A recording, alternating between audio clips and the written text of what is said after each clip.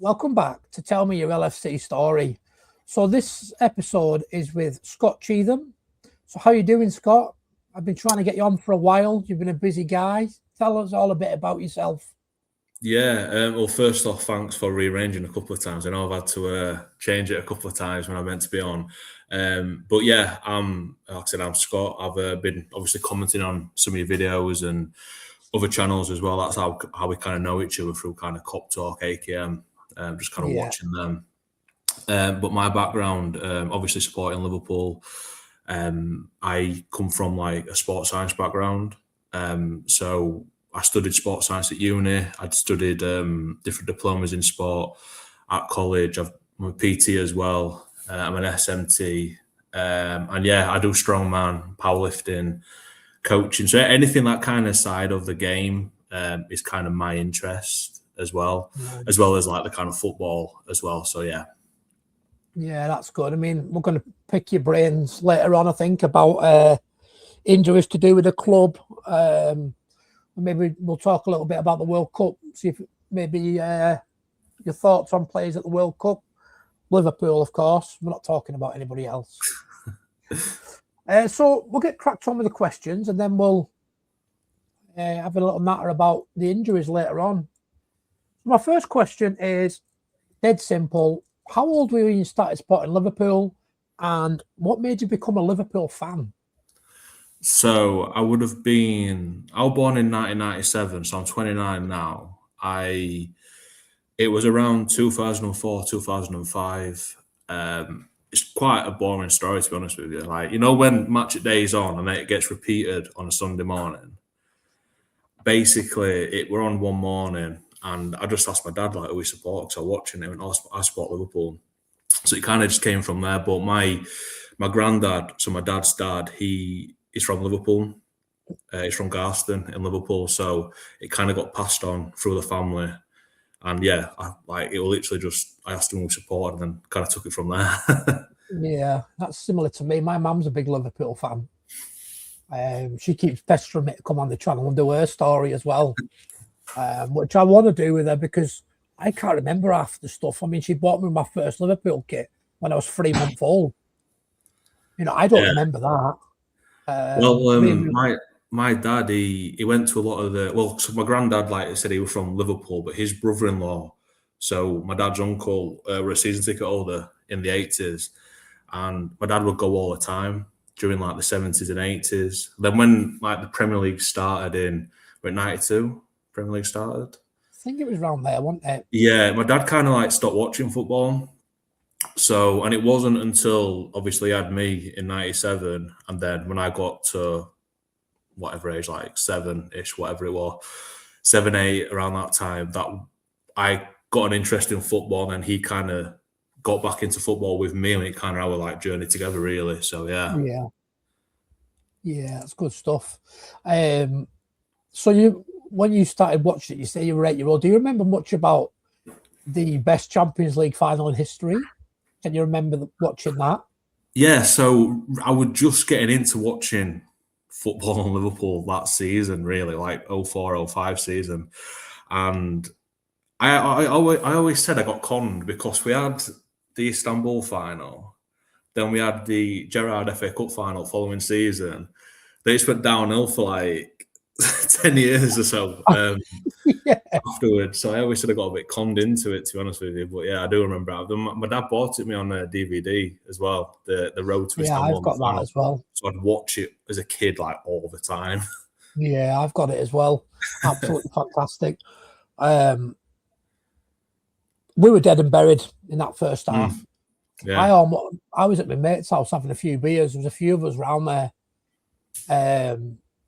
And at half time, I was near enough in tears. Yeah, my dad we had United fans there. We had Arsenal fans there. There was about 15 of us there, mixture of clubs, all used to meet up, have a smoke, have a drink. And then the ribbon that we got us Liverpool fans that night, it was unbelievable. And I said, no, we're all right. We'll do it second half. We'll do it. To be honest, I actually 2 years later, the Athens final, I was so confident we were going to do them again. I was like, yeah, we did them like 2 years ago. We're a better team now. You know, our team's better on paper and all this. And then I was more distraught at full time, that one, when we lost that final. Yeah. So what can you remember about Benitez then? Do you think, I don't know what he said at halftime, but whatever he said seemed to get the players, the fans, and everybody going. I mean, that header from Gerrard was unbelievable. You know, and Yeah, I mean, Alonso Rafa was missed just his a penalty, tactician, didn't he? wasn't he? Rafa was just a tactician. You know, he knew how to win ties of football, one leg, two legs. You know, I don't know how he did it in Istanbul, but, you know, he may as well have put the lottery on that night because, you know, he got quite a bit of luck. Well, they were fantastic work there in Milan back then. Yeah, The players, they were one of the greatest teams ever, like, from head to toe, like, from even, like, Dida, Cafu, Inzaghi, Nesta, Yapstam, you know, Seedorf, Pirlo, didn't they have Inzaghi, Kaka as well? Kaka as well, Crespo. One of the greatest teams of all time. Like that, like mid Shevchenko. 2000s Italian sides were just they had the best league as well back then. So, you know. Yeah, I don't know how he did it. I really don't. I mean, Cafu for me has got to be up there with one of the greatest right backs of all time. Yeah, the bad thing is with Cafu then, he would knock in like mid-30s that game, and he still looked like he was 25. Yeah. That was the mad thing. Just up and down, continuously. Yeah. I mean, what I remember mostly about it was Jamie Carragher. How he just kept, I mean, how he got through extra time, I'll never know. Because he was on the floor, wasn't he? Badly cramped. I couldn't walk after the game, he said. And when Alonso missed that penalty and got the rebound, I thought, oh, it's fate. It has to be fate. And then Jersey Dudek doing the grabble ass, shaky legs and stuff. You know, I don't think that Champions League final will ever be beaten. Ever. No. To be fair, I think Carragher's one of the most, I wouldn't say disrespected, but I think underrated in like Liverpool histories in players. Yeah. I know you've asked me to go, like, yeah, we're going to get to it, but you know, that game, that kind of 05, 06, yeah, I think he one of the best defenders in Europe. I thought he was quality. You know, he didn't play very much for England either, did he? No, we're always behind Terry and Ferdinand, and then the like Sol Campbell still knocking around. But Gerrard spoke about it a lot, where he was like the captain, obviously on the pitch, but led by example. But he always had Carragher behind him as the voice. He was the one barking the orders, and it felt like that was the perfect combination of Gerrard led by example, and he had Carragher behind him doing all the battles with the referees, the opposition. And it led Gerrard just to play his game. Like, you know, I think he's quality Carragher. I mean, I don't always agree with him as a pundit nowadays, but as a player. But I feel like some of the stuff he says now, I think it goes against him as a Liverpool great. Like, people need to like split one or the other, because I thought it was quality, you know, for Liverpool. Well, he's actually an Everton fan, isn't he? Yeah. Which is the weird thing.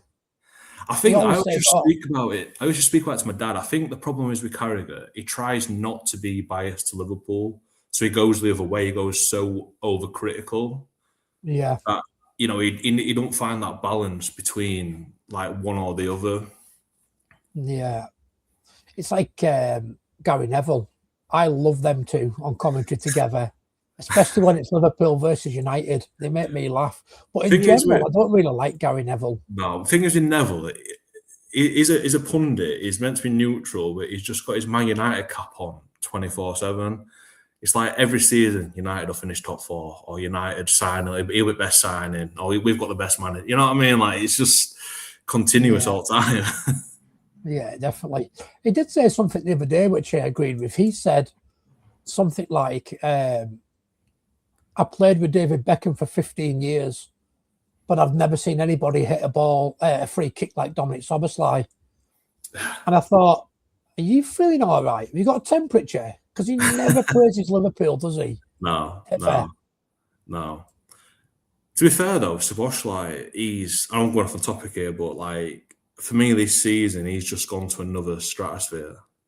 He has just, he's like one of them old school midfield players. I mentioned it on my podcast the other day where him and Valverde at Madrid, they're like the old type of midfielders. They haven't got a specific role. They can play anywhere across the park.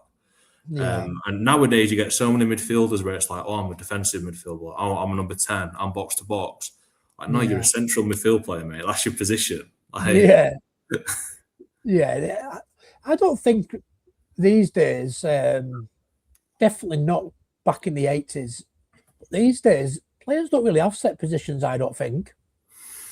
If you think about it, like Frimpong, for example, and all them lot, even your defenders get into midfield now and stuff, don't they? So there's so many transitions. I think a lot of that comes from Pep, to be fair. We started off with Cancelo, we started inverting him into midfield, and then Stones went in. Then we did it with Trent, didn't we?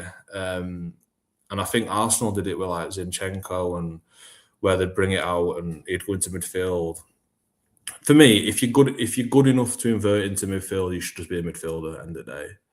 Yeah. If you get too many bodies in there, then it's already overcrowded as it is. You've seen Wirtz this season when he's trying to get hold of the ball. There's just like 3 or 4 bodies around him, like he can't do anything. No, but I knew he'd come good. He got a lot of stick, didn't he, Wirtz? I think it's quality, Wirtz. He's got the ability, hasn't he? And if we do get Alonso, I think we'll see the best of him next season. Yeah, you see, I didn't see much of Alonso's Leverkusen because I didn't. The Bundesliga that season, if I remember correctly, I watched mainly Harry Kane at Bayern Munich because he'd just moved over. So I thought, I'll see how he's doing. If any Bundesliga, I'll watch that game. And then that was the season we were in the Europa League. So when they were in Europa as well, so we played at the same time on the Thursday. So I never really. The only game I watched of Bayer Leverkusen that season was the final against Atalanta, and obviously got beat. So it wasn't until I saw a bit, obviously, of Wirtz with Germany at major tournaments. But apart from that, I didn't see much of him until he came to Liverpool, and his quality is there. It's just I don't think they've quite got his role right in the team yet either. No, I think he's playing out on the left, which I don't think helps him. When you think we're so used to playing like Diaz or Mane, for example, that type of player on the left, where we've now got someone who's going to drift inside and wants to play number 10 role. You saw it the other day. Kirkes were just left on left wing by himself, basically, because Wirtz were just central, which isn't a bad thing. It's just, obviously, if you get caught in possession, Wirtz is just so isolated. Kirkes is so isolated that on the other side we've got like Frimpong and Salah, where obviously you've got Kirkes and Wirtz. If Wirtz goes inside, Kirkes is kind of screwed, really. I think the issue we've got is we've only got Gakpo. For me, he's very, very predictable. And we never replaced Diaz. I think that was a massive mistake. No, I think Diaz as well. He probably had his best season for his last season. Apart from when he first joined us, them first 6 months and when he joined in the January or end of last season, they're probably his best 2 spells at the club. So I've got some on the screen there. So, I mean, especially in games this season when we've needed someone to get over the ball and take 2 or 3 on, try and open play up or do something different, especially like if we're playing away from home, for example, Diaz were very much like Mane. You could just oof it up to him. He could take control and just run 20, 30 yards, get everybody up the pitch. Where nowadays we struggle to do that, and then we get penned in his own half so much. See, that was the beauty of Diaz, wasn't it? He was unpredictable. Yeah. You didn't know. I don't think he even knew what he was going to do half the time. To be honest with you, I think we miss Nunes for that as well, where he would be able to do the same, where he could just get hold of the ball and run 60, 70 yards with it. It may not lead to anything, but it gets us up the pitch. We're not penned in there. Yeah, I mean, how many times did he run them 60 or 70 yards, get 6 yards out and hit Rose head? So we've briefly talked about Benitez. After that was Rodgers, wasn't it? If I remember rightly. We had Hodgson for I don't know how long it was, like less than a season. It was only a few months, wasn't it? Yeah, he came in. You know, that's when we signed like Poulsen, you know, Morelos, Jovanovic, with Danny Wilson as well. Konchesky. Konchesky, yeah. Oh my God, that was a really bad era, wasn't it? It changed. He changed too much and brought too many bad players in. You know what? Obviously, I would have been, 2010-ish, around that time, 2010. So I would have been around 13 at the time. And when we were signing these players, I was going, I've not heard of any of these fuckers. Apart from Joe Cole, like, obviously. Like, we were past it anyway. Yeah, he was restaurant, like, I have not heard of a single one. I'm thinking, is that a good thing or a bad thing? Like, I don't know any of them. Like, I mean, only decent one. I think Morelos, we got a few good performances out of him before he went to Chelsea. Yeah. He wasn't too bad, but Poulsen, Jesus Christ, like, he was shocking. I don't think he bought really one worldie, did he? No, I mean, obviously we were going through the end of Higgs and Gillette into like FSG, weren't we, at the time, and there were like protests, there were all sorts. I think Blackpool did double overs that season. I'm sure they did. Surprise me. Did Charlie Adam get a free kick or something? Say again. Was Charlie Adam at Blackpool then? Didn't he score a free kick or something against us? Yeah, probably did. Yeah. Then Kenny signed him the following season, I think, didn't he? Yeah. Yeah, 2012, wasn't it? I think. Yeah, around that time. Yeah. But what was I going to say? Yeah. So let's not talk about Hodgson because that was a depressing time as a Liverpool fan. So let's go straight to Rodgers. What did you think of the Rodgers era? I thought he talked a good game. I remember that his press conference. He was so articulate. I was like, wow, this guy must know what he's doing. It turns out I didn't know a thing. It's hard because did he get? I always think this. Did he get fortunate with the players that he had available? So you think he put the three together like Sterling, Sturridge, and Suarez, and then Coutinho just behind. But then the rest of the team obviously had Gerrard and then Henderson as well. But then the back line were just really average. I don't know. I don't think we had a really good 13-14 majority of that season. Some of the results we had were amazing. You think City at home, Arsenal at home, Tottenham away. I think that was something like we put 4-5 past them. I mean, at one point, I think we had John Flanagan at left back, didn't we, that season? It wouldn't surprise me. He could play anywhere. He was another product of the academy, wasn't he? He just run his socks off. Did he get compared to like Cafu at one point? And then, and then it was like, oh, we've got the next Cafu here or something. And then didn't Cafu praise him or something in an interview? And then his career just went nowhere. Yeah. There was... I felt a bit sorry for Gerrard the way he left because if he had hung around just for 6 more months, he'd have been playing for Klopp. Imagine Gerrard playing for Klopp for a year. That'd have been awesome. It's a bit bittersweet how it finished for Gerrard, wasn't it? Really. Obviously, I had the Chelsea game. Gerrard, obviously, when he slipped and Bar went through, and then I think the following season it wasn't. Like, I think that 13-14 season took a lot out of him because the following season, when the team was average, and then really at the time, the only thing what were holding us together at that point were Coutinho. Suarez had moved on, Sturridge were injured. I think Sterling had gone to City by that time, and Henderson wasn't quite. He was still trying to find his position in the team. But yeah, Gerrard, I always think, imagine if it didn't slip and we won the league, he could have left that season. You know what I mean? Yeah, that was a sad day, that, wasn't it? Because we knew as soon as he slipped, I thought, that's it. The title's gone. Yeah. That season, Suarez was unbelievable. You know what? I always think, I don't blame Gerrard, I blame Rodgers because Gerrard won the halfway line and he was our deepest player. Like, he's in possession of the ball. There's no way our central midfield player should be our deepest line of defence with the ball at feet.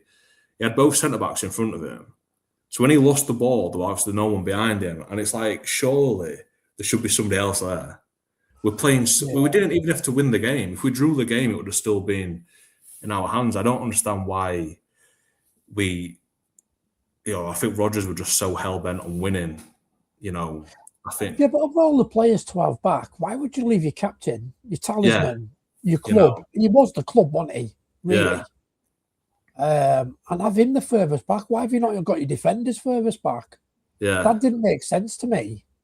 That's what I mean. Like formation wise, he played such open, expansive football. We were winning games that season like 5-4 and 3-2, and we didn't, or even like 4-1. Like we'd put 4 or 5 past teams, but we very rarely kept many clean sheets. No, that was it, wasn't it? So the thing that bugged me about Rodgers was you never knew when he was going to tell you the truth or not. I mean, there's that Balotelli thing, wasn't there, when he said, I'm definitely not signing Balotelli. There's no way Balotelli's coming. And then like 2 days later, he came. It's like proper absolute idiot. So now we're on to the good stuff. The man himself, Jurgen Klopp. So when Jurgen Klopp first came, he said doubt was to believers. Did you actually know much about him as a manager? Did you cover him at Dortmund and Mainz and stuff like that? Yeah, so at the time, I was so adamant we had to get Klopp in if he was interested. And that was the only thing was because of the job he'd done at Dortmund. Dortmund and Liverpool are very similar clubs with fan base and like history. But even at the time, the journey Dortmund had been on was kind of what Liverpool were going through at the time and what Klopp had done. So I was adamant that we had to get rid of Rodgers and try and get Klopp in. I didn't know what he did at Mainz, but previously, but I knew the journey he'd been on with Dortmund. And obviously, when we got him in, his first press conference when he said about obviously doubt was to believers, but then I'm sure he said something like, "We'll win his big title in like 5 years." I remember sat there going, "Yeah, all right, mate. I'll be happy with FA Cup." Like, because you think like really from what were it 2016, 15, 16? 15, joined. Yeah. It was October 15, wasn't it? We won the League Cup in 2012, but prior to that, his last trophy was 2006 FA Cup. So we was on really massive, for Liverpool Football Club, massive trophy droughts. And the idea of winning a Premier League or winning a Champions League was so far away. I was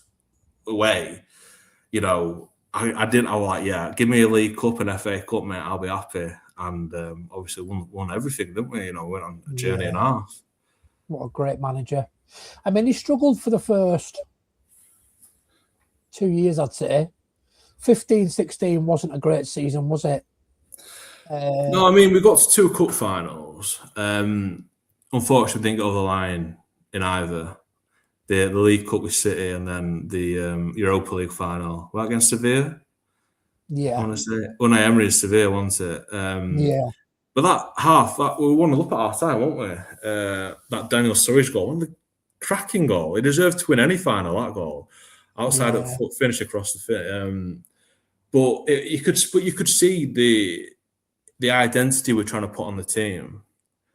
The style of football we're trying to play. Just obviously didn't have the squad available or the kind of backing from the owners yet to sign the players that he needed. And it was just such a linear progression where each year you could see the improvement where we went from the following season, we qualified for top 4. The following season after that, we got to the final, but then also we qualified again for the top 4, which for us to go back-to-back season at top 4, at the time, we'd not done that since Rafa days, where we'd have gone back-to-back. And then obviously we built on again, got to the final. The next year, bettered it by winning, and then obviously the league. So yeah.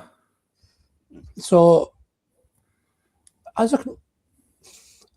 would say that Jurgen Klopp was our version of Bill Shankly, wasn't he? Yeah, like modern day version, yeah. So, if you were talking about your most memorable game, would it be the Barcelona comeback? Or what would it be for you? Probably. However, the Norwich game early on always sticks in my mind, just because it was one of the first times where, we'd previously spoke about the fans not backing the team till the end, and then we go and we conceded in like the 90 odd minutes to make it like something like 4-4, but then Lana went to the other end and scored the winner, which I think that was such a psychological change in the early part. I think the Dortmund game in the Europa League at Anfield as well, that comeback. But yeah, like the most famous one is Barcelona. Yeah, it's funny you mentioned that Norwich game, because I always remember Klopp legging it down the pitch and his glasses going one way. Broke his glasses, yeah. And did he get a black eye or something off it? Probably, yeah. Somebody's eye, I can't remember it well, but when he was celebrating, it's real whacked off his face, didn't they? It So was yeah. Lallana, wasn't it? Lallana legged it towards him, jumped into his arms, and then he ended up knocking his glasses across it, like dug into his nose and that. But I think for me, like you say, the Dortmund game was massive. The Barcelona game was massive. To think about, you couldn't really. I don't think you can pinpoint one game for Jurgen Klopp.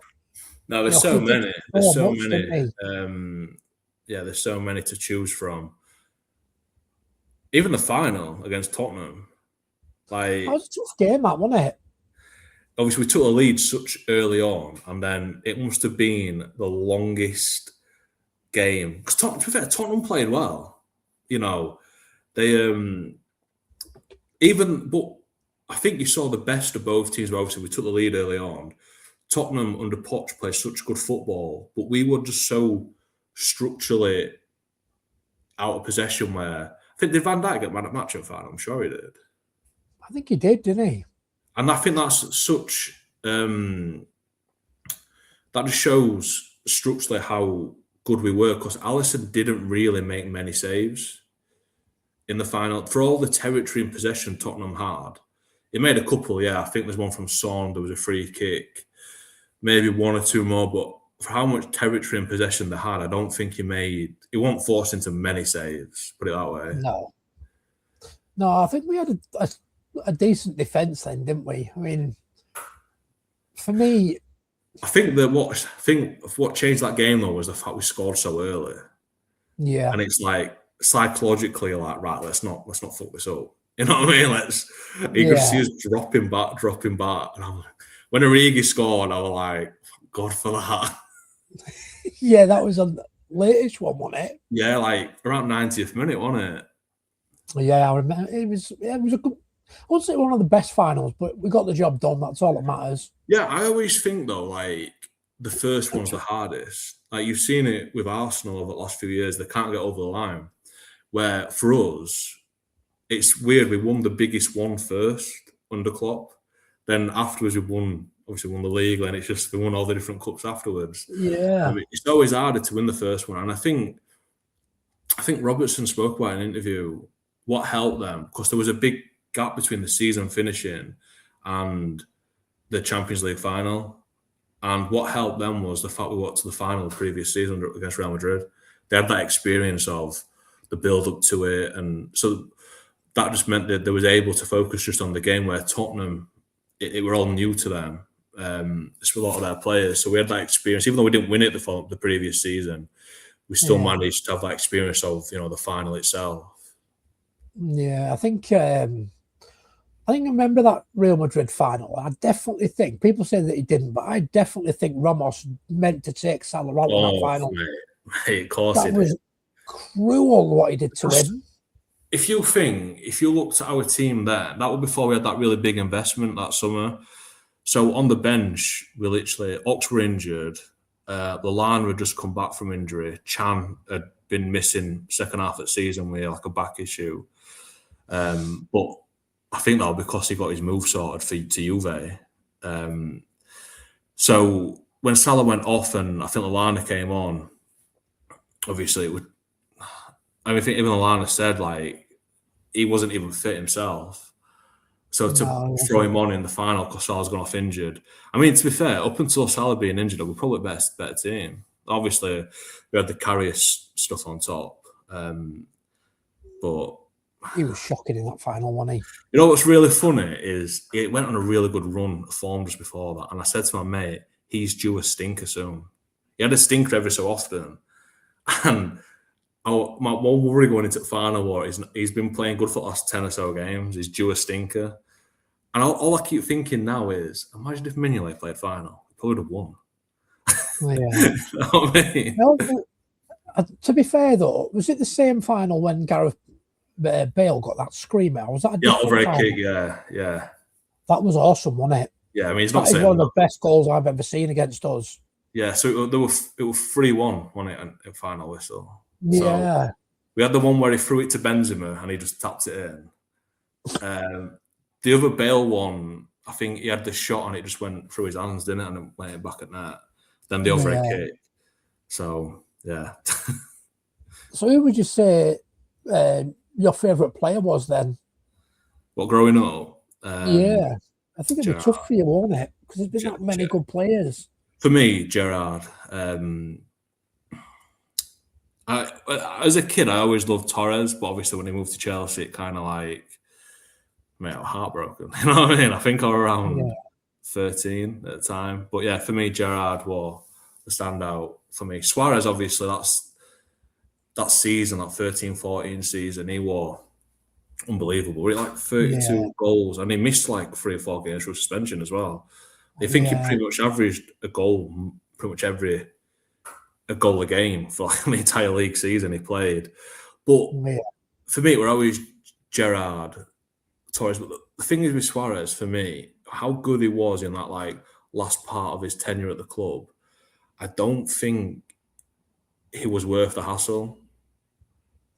No, he was definitely a loose cannon, wasn't he? We had the Everest stuff. He got then a bit Ivanovic, and then he goes to World Cup and bites Chiellini. At that point, I'm just like, mate, fuck off. Like, you know what I mean? It was just, I couldn't be arsed with it. For how good he was, I just didn't. Even now, I'm not the biggest Suarez fan. Even though the actual ability, probably like Gerrard said, the best player ever played with. Yeah. I don't know. For me, it just wasn't worth the hassle. And people talk about, obviously, when they compare Torres and Suarez, like, or at least Suarez went abroad. Yeah, but Suarez tried to move to Arsenal. Yeah, he did, didn't he? You know, he was training alone, trying to force him to move through. And it wasn't until Gerrard kind of talked him into staying for another season. That's when the Barcelona move came in. Yeah. Yeah, I was about to ask you that, actually. Who do you think was better, Suarez or Torres? It's interesting because I think that 13-14 season, that were like unbelievable. But I think for Torres hit the ground running as soon as he come to the club. And to be fair, the season he left, I'm sure if you look at his stats, he was on course to get 20 goals that season for us. He had about 11 in the league by January, and then obviously moved to Chelsea. Obviously then at Chelsea it went downhill for him. But I do think, I do think the overall tenure Torres's was better than Suarez's. So if you remember when Suarez first came in, he was described as a scorer of great goals, but not a great goal scorer in his first year at the club. And then it wasn't until I don't know what it was, at maturity or just getting used to the league, he found his consistency. But then when he got that consistency, that's when the other trouble started with him. Sourday's just Torres. I mean, most people disagree with me, but you know, it's a toss of a coin for me. I don't think I've got favourite. I tell you what would have been interesting though, but I don't know how they got on. Before Torres left, the idea of Dalglish was putting Torres and Suarez together, wasn't it? Yeah. They had 3 training sessions together, then he left to Chelsea. I mean, the smart thing would have been not to sign Carroll, keep Torres around and sign Suarez. That's what we should have done. Well, that was the idea, wasn't it? We'd actually signed Suarez first. Yeah. They had 3 training sessions together, and then Chelsea came in with that 50 million offer. Yeah. I think Torres, I think he was done though, Torres at the time. I think his head was just, he'd asked to leave, and I think he felt, did he like certain promises weren't kept, and Yeah. you know, he'd been at the club when he signed for us after I think it was just after the 2007 Champions League final. I think around then he signed for us. Yeah, because He signed. We'd just come runners up in Champions League or in and around that time, and then by the time he'd left, we were a Europa League team. So, you know, we sold Mascherano, we sold Alonso. We were selling all his valuable assets basically. Madness that season. I think as well, there were no guarantee Torres would want to get back to his best after his knee injury. And I know 50 mil even in today's money is a lot of money in football terms, but back then it was a British record at the time, I think it was. Yeah. So when you got that slapped on table, I mean, we wasted 35 on Carroll, but yeah, that's the thing, isn't it? I mean, I don't know if Torres and Suarez would have got on, to be honest. I think they're both phenomenal strikers, but I think they would have been arguing similar to what Mane and Salah did. It's just they didn't get on, did they? I mean, to be fair, I think it was widely reported that Suarez and Sturridge didn't get on, did they? I don't think Suarez got on with anyone, did he? To be fair, he could cause an argument front and mirror if he stood there long enough, couldn't he, really? Suarez? Oh, yeah. He would argue with himself. So the next question is a bit more, not my table, a bit more to do with last season. So obviously we did really well last season. Won the league with about 6 games to go, didn't we? Yeah. And then everyone says, well, it was Klopp's team. What's your thoughts on that? Do you think that's a fair comment? Well, factually, it is correct. There were all Klopp signings. However, last season, Slot made a few, obviously, changes to the team, which it improved. I'd say it improved majority of them players by 5-10%. When you add that up across the entire team, you know, that was the difference between finishing third and finishing first. You know, that Klopp's last season, I think we got third and won the League Cup against Chelsea. But it was very clear that we weren't close to the top two, Arsenal and Man City, over a full 38-game campaign. But what Slot did, obviously, changed the midfield structure slightly. He pushed Maka into a more central role, put Gravenberch a bit deeper. You saw Szoboszlai kind of playing as a 10, but at the same time moving slightly right to facilitate Salah more. And them kind of tweaks were key to us winning the title. It helped Salah save his legs at top end of pitch. I mean, even the other day against Galatasaray, you saw Szoboszlai more in that position. Salah finishes with a goal and assist. It's not a coincidence. Like, you saw more of the structure from last season against Galatasaray, and you saw the performance we put on. You know, I think when you look at Slot, you have to. Two things can be correct, where you can praise him for last season, but then at the same time be very critical of the work he's done this season.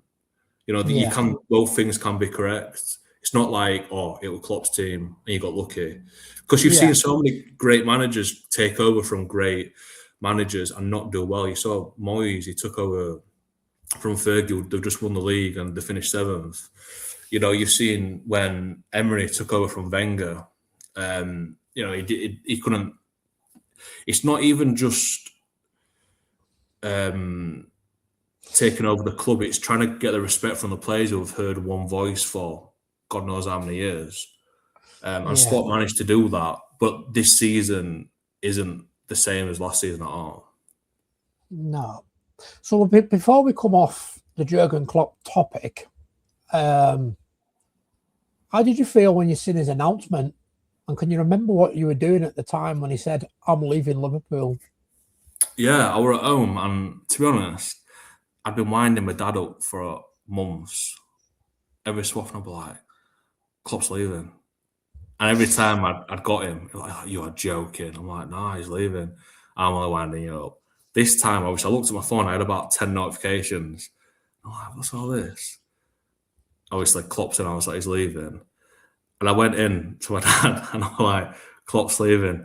You've said this, stop trying to wind me up. I'm like, no, I'm being deadly serious this time, mate. Showed him my phone. And to be honest, I'm not surprised. I think I watch most press conferences, and you could see as the years go on, it was taking its toll on him a lot.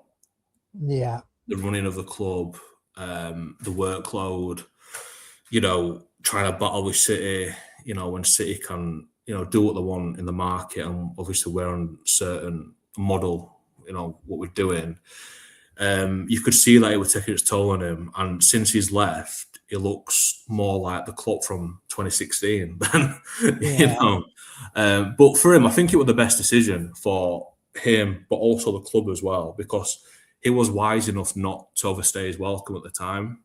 Yeah. He was never going to get sacked. We could have finished.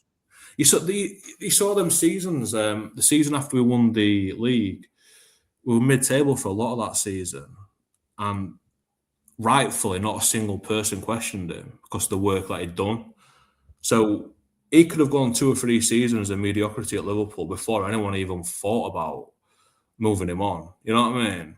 Yeah. Do you think? So everyone seems to think that Arne Slot's going to go at the end of the season. If you woke up in the morning and you sit on your phone, Jurgen Klopp's coming back, how would you feel about that? Nah. No, 'cause you know what? I wouldn't want it to go wrong. That's what I've said. It was different when Kenny come back, because he come back as caretaker and he took over for a bit, but Klopp had, it's just, I don't think it's wise to go to try it again. No. You've seen, I don't know. I don't think, I wouldn't want him to wreck that relationship or, reputation or anything like that with the fans, the club. And you know what, as well, I always thought he's probably the most disrespected and underrated manager in British football. The amount of time, you think up until we won the Champions League, he was getting called Jurgen Klopp. You know what I mean? Then he went and won everything. And he never gets, when the people talk about Pep being the greatest, you never see, it's very rare you see Klopp's name put up there because, we only won 1 league title. It's like people debate who was better, him or Wenger. And I'm like, it's not even a debate.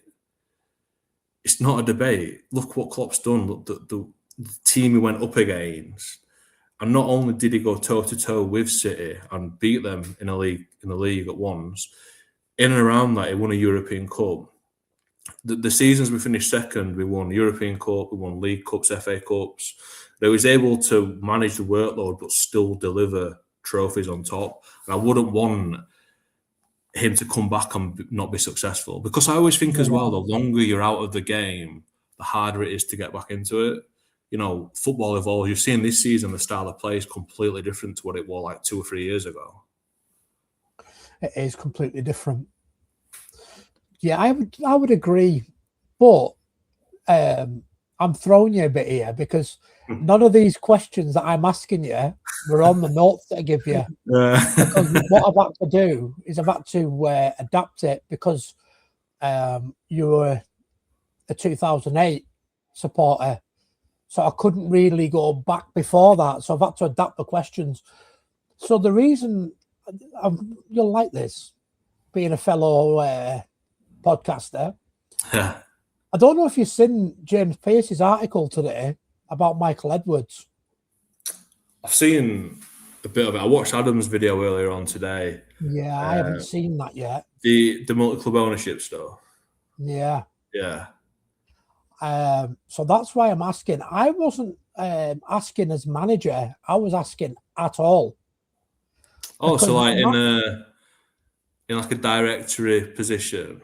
My thoughts. I knew this was. I think we both knew that this was coming with Michael Edwards. The reason he came back was for this multi-club thing, and I think this has been brewing for a while. So I actually think, my thoughts, Jurgen Klopp's come out and said he wants to go back into management, right? So he wants to leave Red Bull, head of football, whatever he does there. What if he came back to Liverpool and became CEO of football to replace Michael Edwards? My That only could be issue, interesting. yeah, my only issue with that is it too soon. So would it be like a lot, a lot of them players are still his players, what he signed. So would it be kind of overshadowing the manager, if you know what I mean?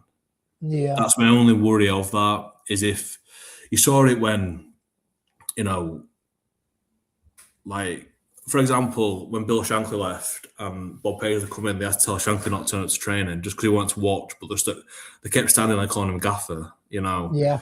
That's my only worry of, you know, could you have a situation where the manager's being like overshadowed by Klopp? I mean, obviously, he wouldn't want that either. You know, he wouldn't want to try and put any undue pressure or stuff on the manager. But you know, he's had a go at Red Bull. I don't know why it's not worked out at Red Bull. It's like a director position is there, isn't it? Head of football or something, isn't it? Yeah. But what I'm thinking is, so when he first announced he was leaving, he said that he would have liked Xabi Alonso to be the next Liverpool manager. But obviously, as we know, he chose Real Madrid. Well, stayed at Leverkusen, didn't he? Then went to Real Madrid. I think if Klopp was CEO or some sort of role, it'd have to be to replace Edwards. I can't see him being a sporting director. I think he'd get respect. I think the players would respect Alonso, because Klopp, I don't think, would be pitch side. I think he would purposely stay away, wouldn't he? He might be in his office overlooking it, but I don't think he would go on to pitch side, like training ground. Yeah. To be fair, when it comes to Alonso, I mean, I remember doing a podcast episode like October, November time, I think, and I was like, it would just when we were starting to go on that bad run, and Alonso was still the manager of Madrid, but he was starting to. You could see the press was starting to turn on him, and the thing is, in Madrid, as soon as the press turn on you, you're done. Like, there's no way you turn it back around. There's too much politics involved, and I'm like, well, he's going to get sacked. And for me, Alonso's shown enough for me to become the Liverpool manager, because at the Madrid games I've watched, he didn't play with a back three. You know, at Leverkusen he did, but at Madrid, the ones I've seen, I watched a lot of the Club World Cup games, and majority of them, and even the first lot of the Liga and Champions League games, the ones I've seen, he didn't play a back three. He played with just the two centre backs. So that was key for me, because I think at Liverpool, I don't want to sound like snobbery, but I don't think we're a club who should play three at the back. For me, that's like a defensively minded team, and where Liverpool, we always play on the front foot. Yeah. Rodgers tried it under his tenure, putting three at the back, and he put Emre Can in the middle. And I'm like, man, what are you doing? But the thing is, with Alonso as well, the reason we got sacked wasn't it because his standards were so high in training and he was meticulous in his preparation, and obviously the Madrid players were used to a certain lifestyle, and he couldn't turn them around. And for me, that just shows his level of professionalism and why he would be successful at Liverpool, because the players would buy into that. Yeah, definitely. I think at Madrid, you've got like the president first, and then it's players, and then it's head coach. I think that's wrong. Yeah. I think that's disgusting. You know, the president basically just runs everything, doesn't he? Like, then the players run the dressing room, and the thing at Madrid are always successful when their managers are more of a man manager than a tactician. Yeah. You know, like an Ancelotti type manager or a Zidane. That's when they seem to be more successful, when they don't have like a set style of play or a set tactics. The sole job is to put the best players together and let them play their game. Yeah, exactly. That seems the mantra at Madrid. Yeah, definitely. I think they've got that many big personalities, haven't they? You can't really tell them what to do. They won't have it. But to be fair though, his record wasn't too bad at Madrid. No. Like, I think they were second in league by a couple of points. And they'd only, from what I could recall, at the time when the press was starting to really turn on him, he'd lost 3 games. It were Barcelona, Atletico Madrid, and Liverpool. And I'm thinking the issue is he's lost 3 of the most high-profile games you could play. Managers, Real Madrid manager. And I don't think that helped him. But his overall record wasn't that bad. No. I think what he did in Germany was unbelievable. I don't think that'll ever happen again. No. And he won't even a full season without getting beat. It wasn't even just dethroning that such dominant Munich team. It was the fact they went unbeaten. The only game they lost was that Atalanta game at Europa League final. And like, imagine if they went an unbeaten treble. That would have been one of the greatest seasons ever, like in the history of football. Like, not just like in German football, it's in general. Like, you know, and what shows the level of coach he is they lost the Europa League final. And they went the following weekend and won the domestic cup. I don't know what they call it in Germany, but he managed to pick the play. Somebody's call it. He managed to pick the players up and go again, and that shows he has got that man management and he can pick the players up. Because they'd have been distraught. Imagine you win your league, fine. You get to the cup final, you get to Europa League final, and you could make history just to fall at that hurdle, and then he was still able to pick the players up and be like, "No, we go again." That's like a Klopp type mantra, if you know what I mean, in my opinion. Yeah, definitely. So is that who you would have to replace Slot then? Yeah, and I think as well, like, it's obviously not a necessary criteria, but he already knows the club, he knows the fan base, he's got that connection, you know. And then on top of that, what he's done as a manager, you know, I think it. The only thing is what is it? I think it's like 44-ish. He's obviously not, or he's not got vast amount of experience in management. That's the only kind of the worry. And the worry would be is if it goes wrong with Alonso, who do we turn to then? But you can't approach it like that, can you? You know what I mean? The thing is, though, there's 3 managers that we've been linked with mainly, isn't there? There's Alonso, the Stuttgart manager, which I'm not even going to attempt to Is it Hobby? I'm not going to try. Let's go on to the next one. And Nagelsmann. They're all under 45, aren't they? Yeah, young, aren't they? See, Nagelsmann's a decent shout. I've never been a massive fan. I'll be honest. I could be completely wrong. Like, I've just never been a massive fan. And my only issue with the Stuttgart manager, I know Adams brought it up on AKM, where you put the data in and he's the closest one to Klopp. Man United tried that with Moyes and Fergie. Like, trying to get a 2.0 isn't necessarily going to guarantee success. No, that's my worry. I'd want him to, and I think that's one of the best things Slot did last season. He didn't try and be like Klopp. He would just Slot last season. I'm putting the last season part because obviously we know what's happened this season. But so I don't know. If he came in and were like, I'm not anything like Klopp, I'm my own man, happy days. But if they kind of come in and be like, yeah, we're trying to go down this route again, I'd be like, that's a bit of a worry for me. Yeah, copy paste. So, what was I going to say? Who would you have as on Alonso's coaching team if you could pick? I think I said it on a podcast. Thiago, 100%, because obviously he's retired now. Mate, honestly, Thiago is the best player I've seen live. He's fantastic. He's absolutely unbelievable. But when he retired, he went and helped. Is it Hansi Flick at Barcelona to integrate him? And I was scratching my head thinking, why is he not at Liverpool? Like, helping in that capacity. Yeah. I'd love Thiago to be involved. But then, whoever he wants, really. Like, whatever his setup is. But Thiago would be my choice. I think I would like to see Alonso, Gerrard as assistant, and Thiago. Yeah. I think that would be a dream 3. I've seen a lot of people mention Gerrard in that. It depends, because I think as well, my issue with that is, obviously it's not Gerrard or Alonso's fault. However, if you've got Gerrard in the dugout at Anfield in whatever capacity, the camera's going to turn to him. And that would be, you don't want someone to like overshadow the manager, even though it's not intentional, and he wouldn't want that. The worry would be is that would happen, if you know what I mean.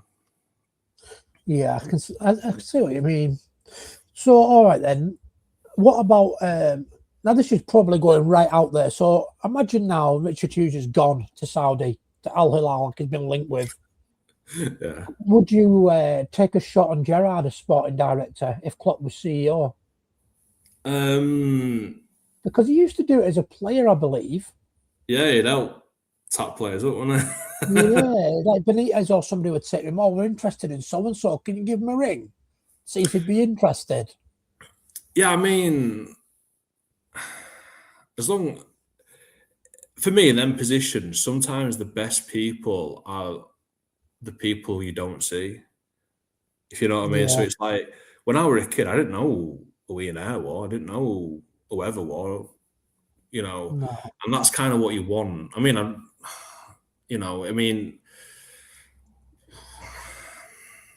I could see it working. I mean, it's just how much experience has he actually got, if you know what I mean. It's a tough. Liverpool's a tough gig to be like your first role in that position. You'd want, if Gerrard like planned to go down that route, you'd want maybe him shadowing someone now. Yeah. I think when Julian Ward took over from Edwards at the time, I'm sure he like shadowed him for a bit and stuff. So you'd want something like that. Yeah, I think it's a difficult one, isn't it? Because I'm just taking sneak peeks at the article from James Pearce. I think this was always going to happen. I really do. I think it's been coming for weeks. Yeah.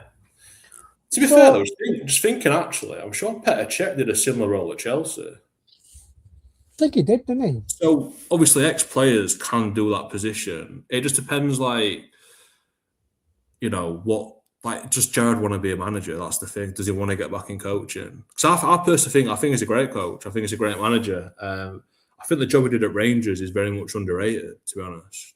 Yeah. To go up there and dethrone Celtic, who had won, 9 up bounce, they'd won at the time. And he'd gone in and done that. And you think the Van Bronckhorst Europa League team, what come runners up, that'll basically Gerrard's team, what he'd set up. And Van Bronckhorst just come in. And I think about Bronckhorst anyway, and got into the final. But I think obviously it was such a risk taking the Villa job for him. That's going to go one or two ways. They're very much, Villa as a club, it's one of them clubs where the fans are behind you if you're doing well. If it goes wrong very badly, very quickly. Yeah, it does. So, and yeah, I personally think I'd like to see him back in management, but you see all the young managers now, like Lampard got written off for his second stint at Chelsea. Look what he's doing at Coventry. You see him Rooney get written off because of his time at Plymouth. And I'm like, you don't know. They've only had like one or two opportunities. We need younger managers to have the opportunities more to come through. Yeah. I mean, you've got like Scott Parker and the thing is with Scott Parker, he gets promoted and he does fuck all in Premier League. I'll tell you what, Vincent Kompany he's doing very well at Bayern Munich now, but to get the Bayern Munich job after what he did at Burnley, I thought it was a massive risk actually from Bayern Munich, to be fair, taking Kompany when they did. Yeah, it was a big gamble. So what was your first game you went to then? So funny story actually.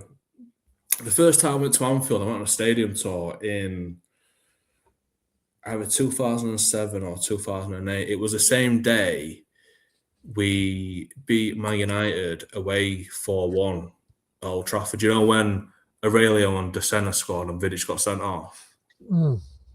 I was at Anfield that day for the first time on a stadium tour. I just remember as a kid just running around the shop, just like run. Me and my mate just going mad. I didn't get tickets to the game until 2018. I went to a pre-season game against Torino. That was the first game back after we lost the Champions League final, the Karius one. And then I'd start going more to like the pre-season games every season because it's easy to get tickets to. Been to a few Legends matches, and then it was, the season we did the Cup double under Klopp. Yeah. I went to Southampton game that season and some other league games. I mean, the one that sticks out to me, my favourite one I've been to, I took my dad to it actually for his birthday, it was a Villa game. When Firmino's last game at Anfield, I went, he got that last minute equaliser. I went the Annie Road end that day and it was mad. Crazy. Sad day that one. I remember watching that on Sky. Yeah. It was mad because the game had finished and obviously they did the Guard of Honour for Firmino, I think Oxlade-Chamberlain. There were so many others, like I can't remember off the top of my head. Naby Keita, like there were so many. I think Milner were one of them as well. And then obviously the lap of honour and Firmino chant would just go in for like 20, 30 minutes after. I looked at my dad, I'm like, how long are we staying? Like, what? You know what I mean? It literally just went on and on and on. It was crazy. And the weather was scorching that day as well. I think he's one of the most underrated players ever, wasn't he, for Liverpool? Yeah. He was fantastic.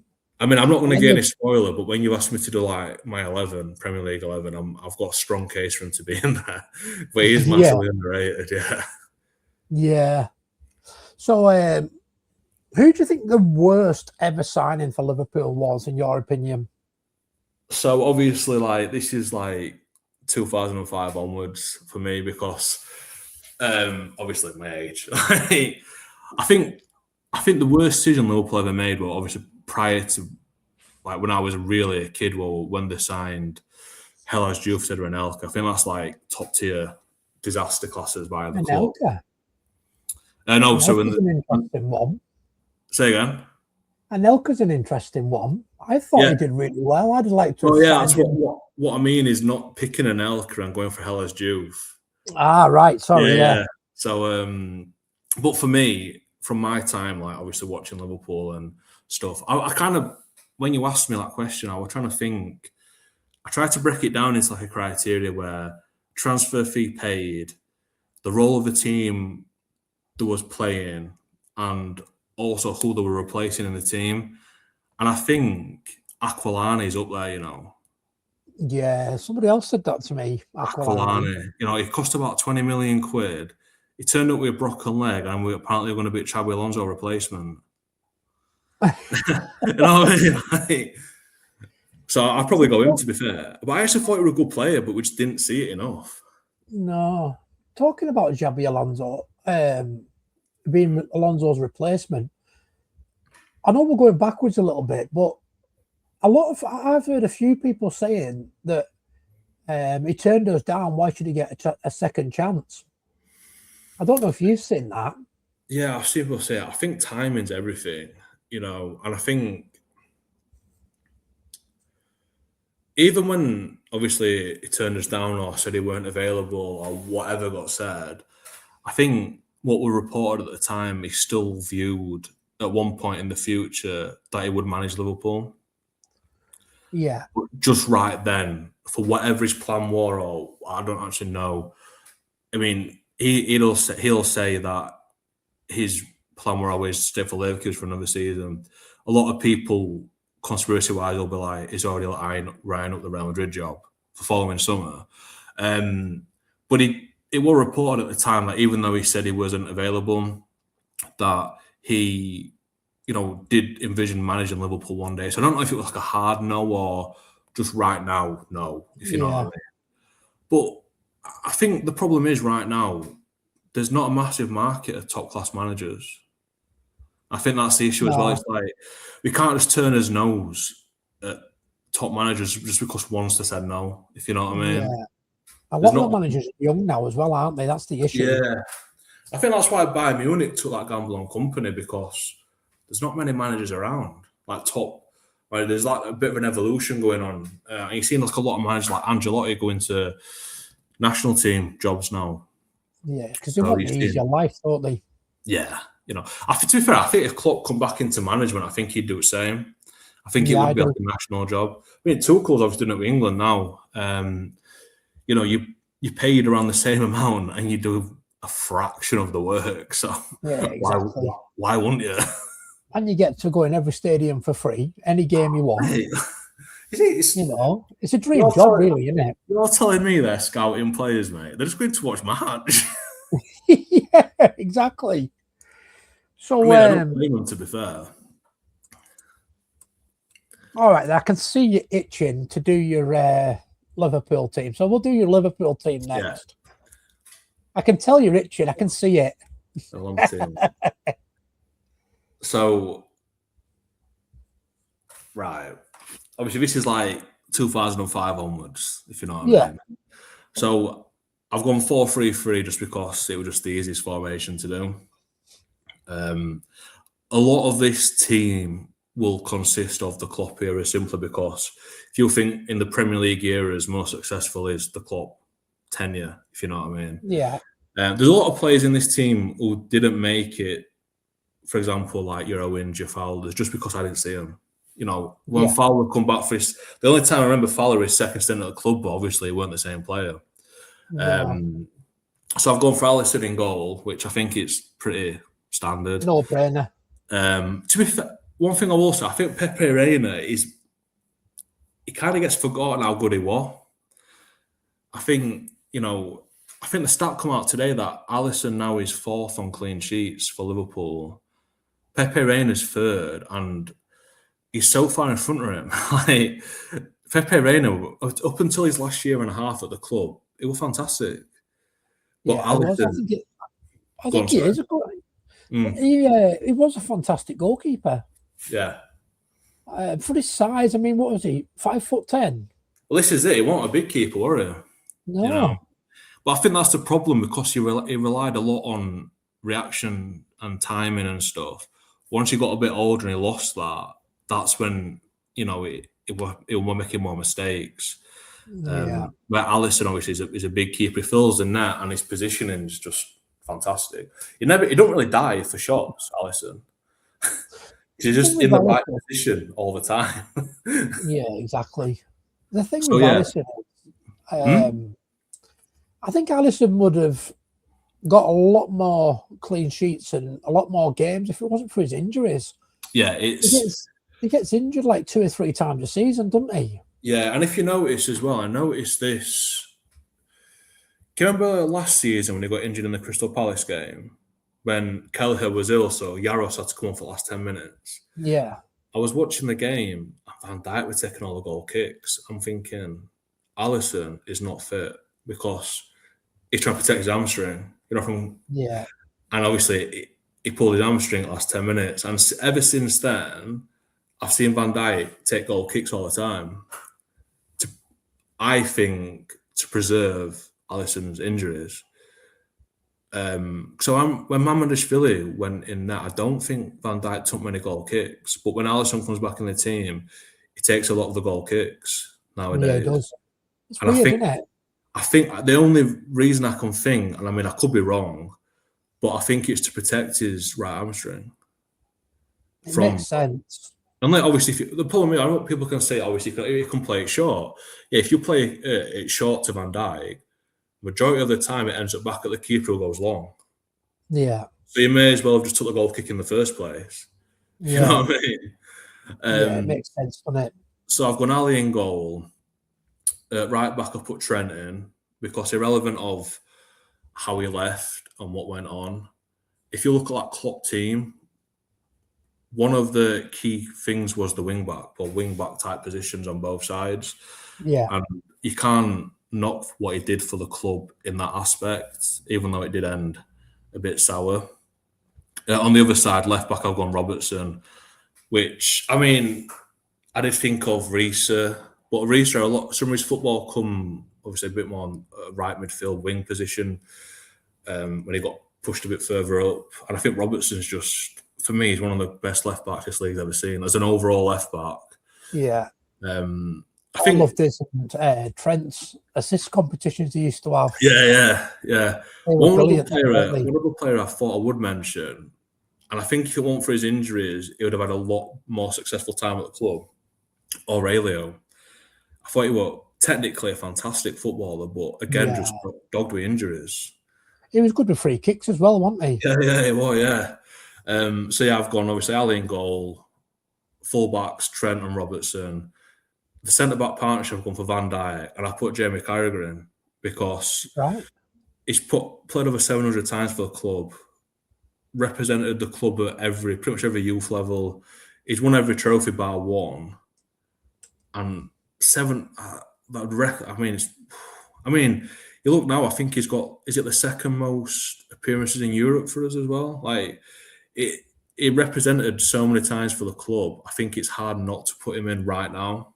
Obviously, if somebody comes through and, the position may be under threat, but I've gone for Carragher next to Van Dijk as my back. I think that's an interesting one, And I don't feel a lot of people think that. No, you're the first person to say Jamie Carragher. Yeah. I mean, obviously, there's other people you can put in there, like Hippier, for example. I think he was quality. Obviously, former captain as well.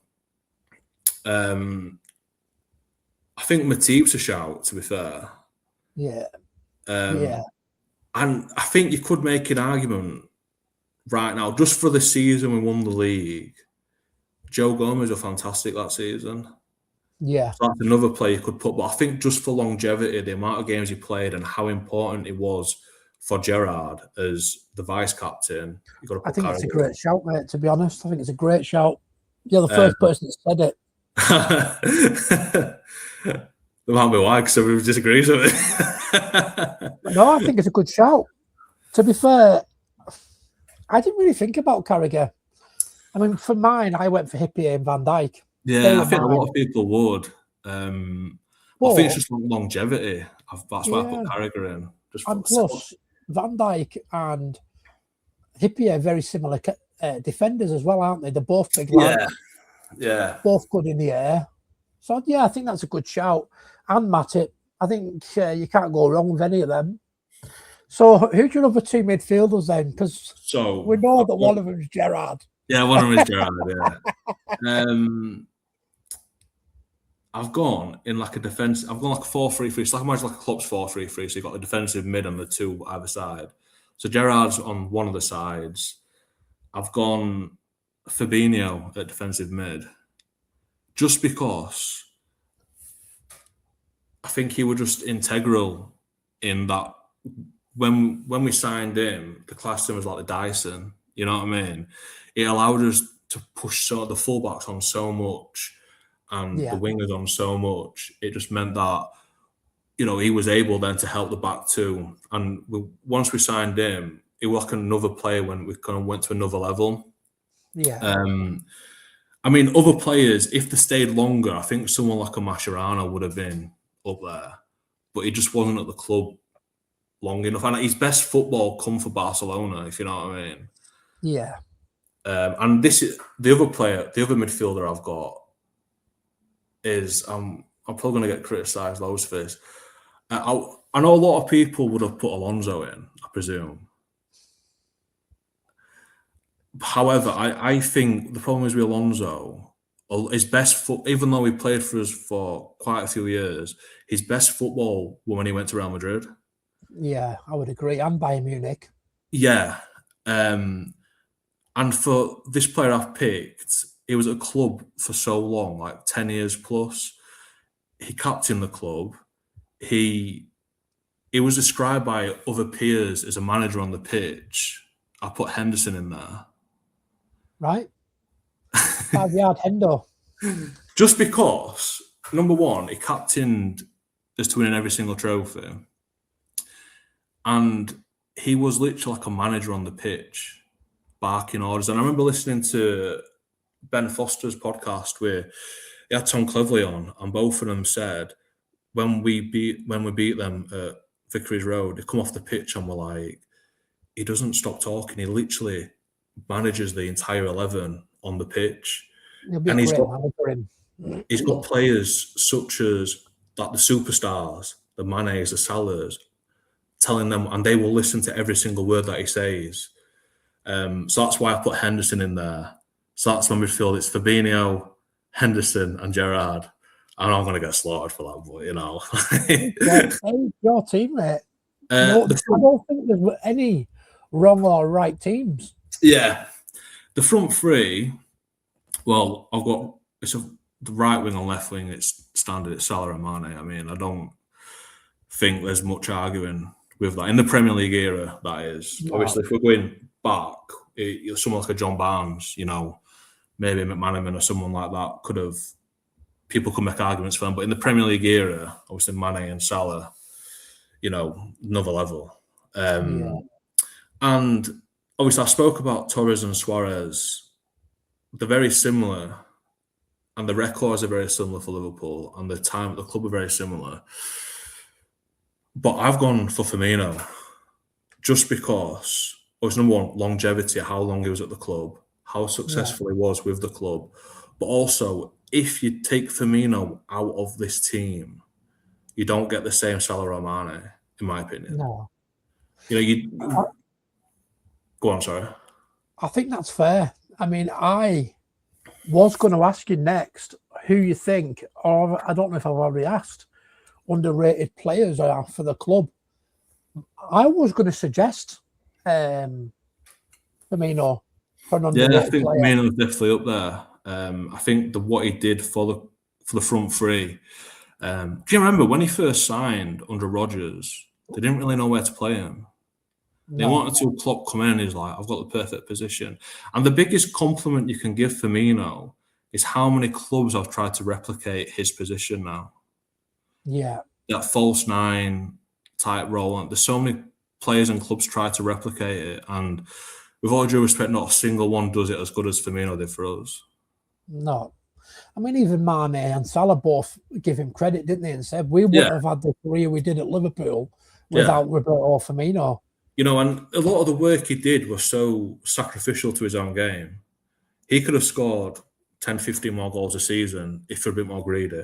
And that's probably why I didn't put Torres or Suarez in this team, because it would hinder the other two, if you know what I mean. Yeah, that'd be, especially Suarez, I think that is three massive personalities. Imagine arguing for the penalties. Well, what would happen is, they'd all be arguing and Jared would be like, fuck off, I'm taking it. As far as me biting everyone, wouldn't he? He'd definitely bite Mane. Yeah. So, yeah, let's get on to your most underrated player. So we've touched on Firmino. Yeah. Who else do you think? I think Henderson's up there. Obviously, when he joined the club, it didn't work out originally for him. But to turn down that move to, were it Tottenham? I think it was, for Clint Dempsey. Yeah. Or it Fulham? I can't remember which team it was now.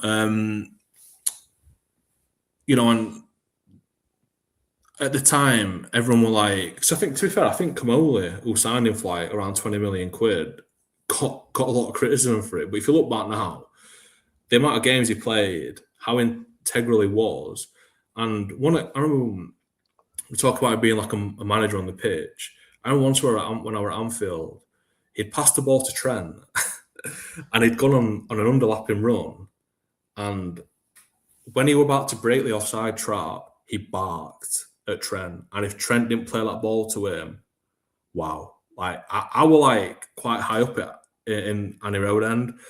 And even I thought, can I pass him that ball? That was loud. You know. So yeah, I put Henderson up there. I think Matip as well, to be fair. Yeah, definitely. I was going to say Matip. There's a player, I don't think you'll remember him. He was called Rob Jones. He played right back. Oh yeah. I've seen some of his stuff. Yeah, 300 grand we paid for him. Yeah, but he had to retire. I think it was 1999. He retired. Yeah, he had a really short career from knee injuries. But to be fair though, I always think a lot of Liverpool players, even before then, like the 70s and 80s team, because our dominant era was before like Sky and all that. A lot of them players are so underrated. What is it like? I think Phil Neal's got like 4 European Cups, and it's just like that's ridiculous amount for any player. And Ray Clemens, outside Liverpool, I don't think he gets the respect he deserves. You know. No, people talk about him for England more than they do Liverpool, don't they? Yeah.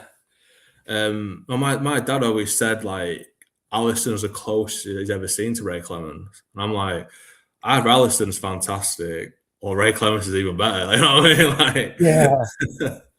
But yeah, I think he's another one. Yeah, I'm just looking at my notes to see what players I've got. Because, like I said, I have like a notebook. Yeah. And it basically gets notes from all my interviews.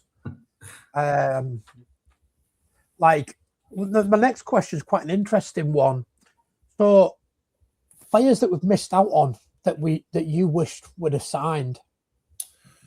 You know, when I saw that, when you asked it, mate, I found it really difficult because I've always thought when we've missed out on a player, forget about them. They're not one. You know what I mean?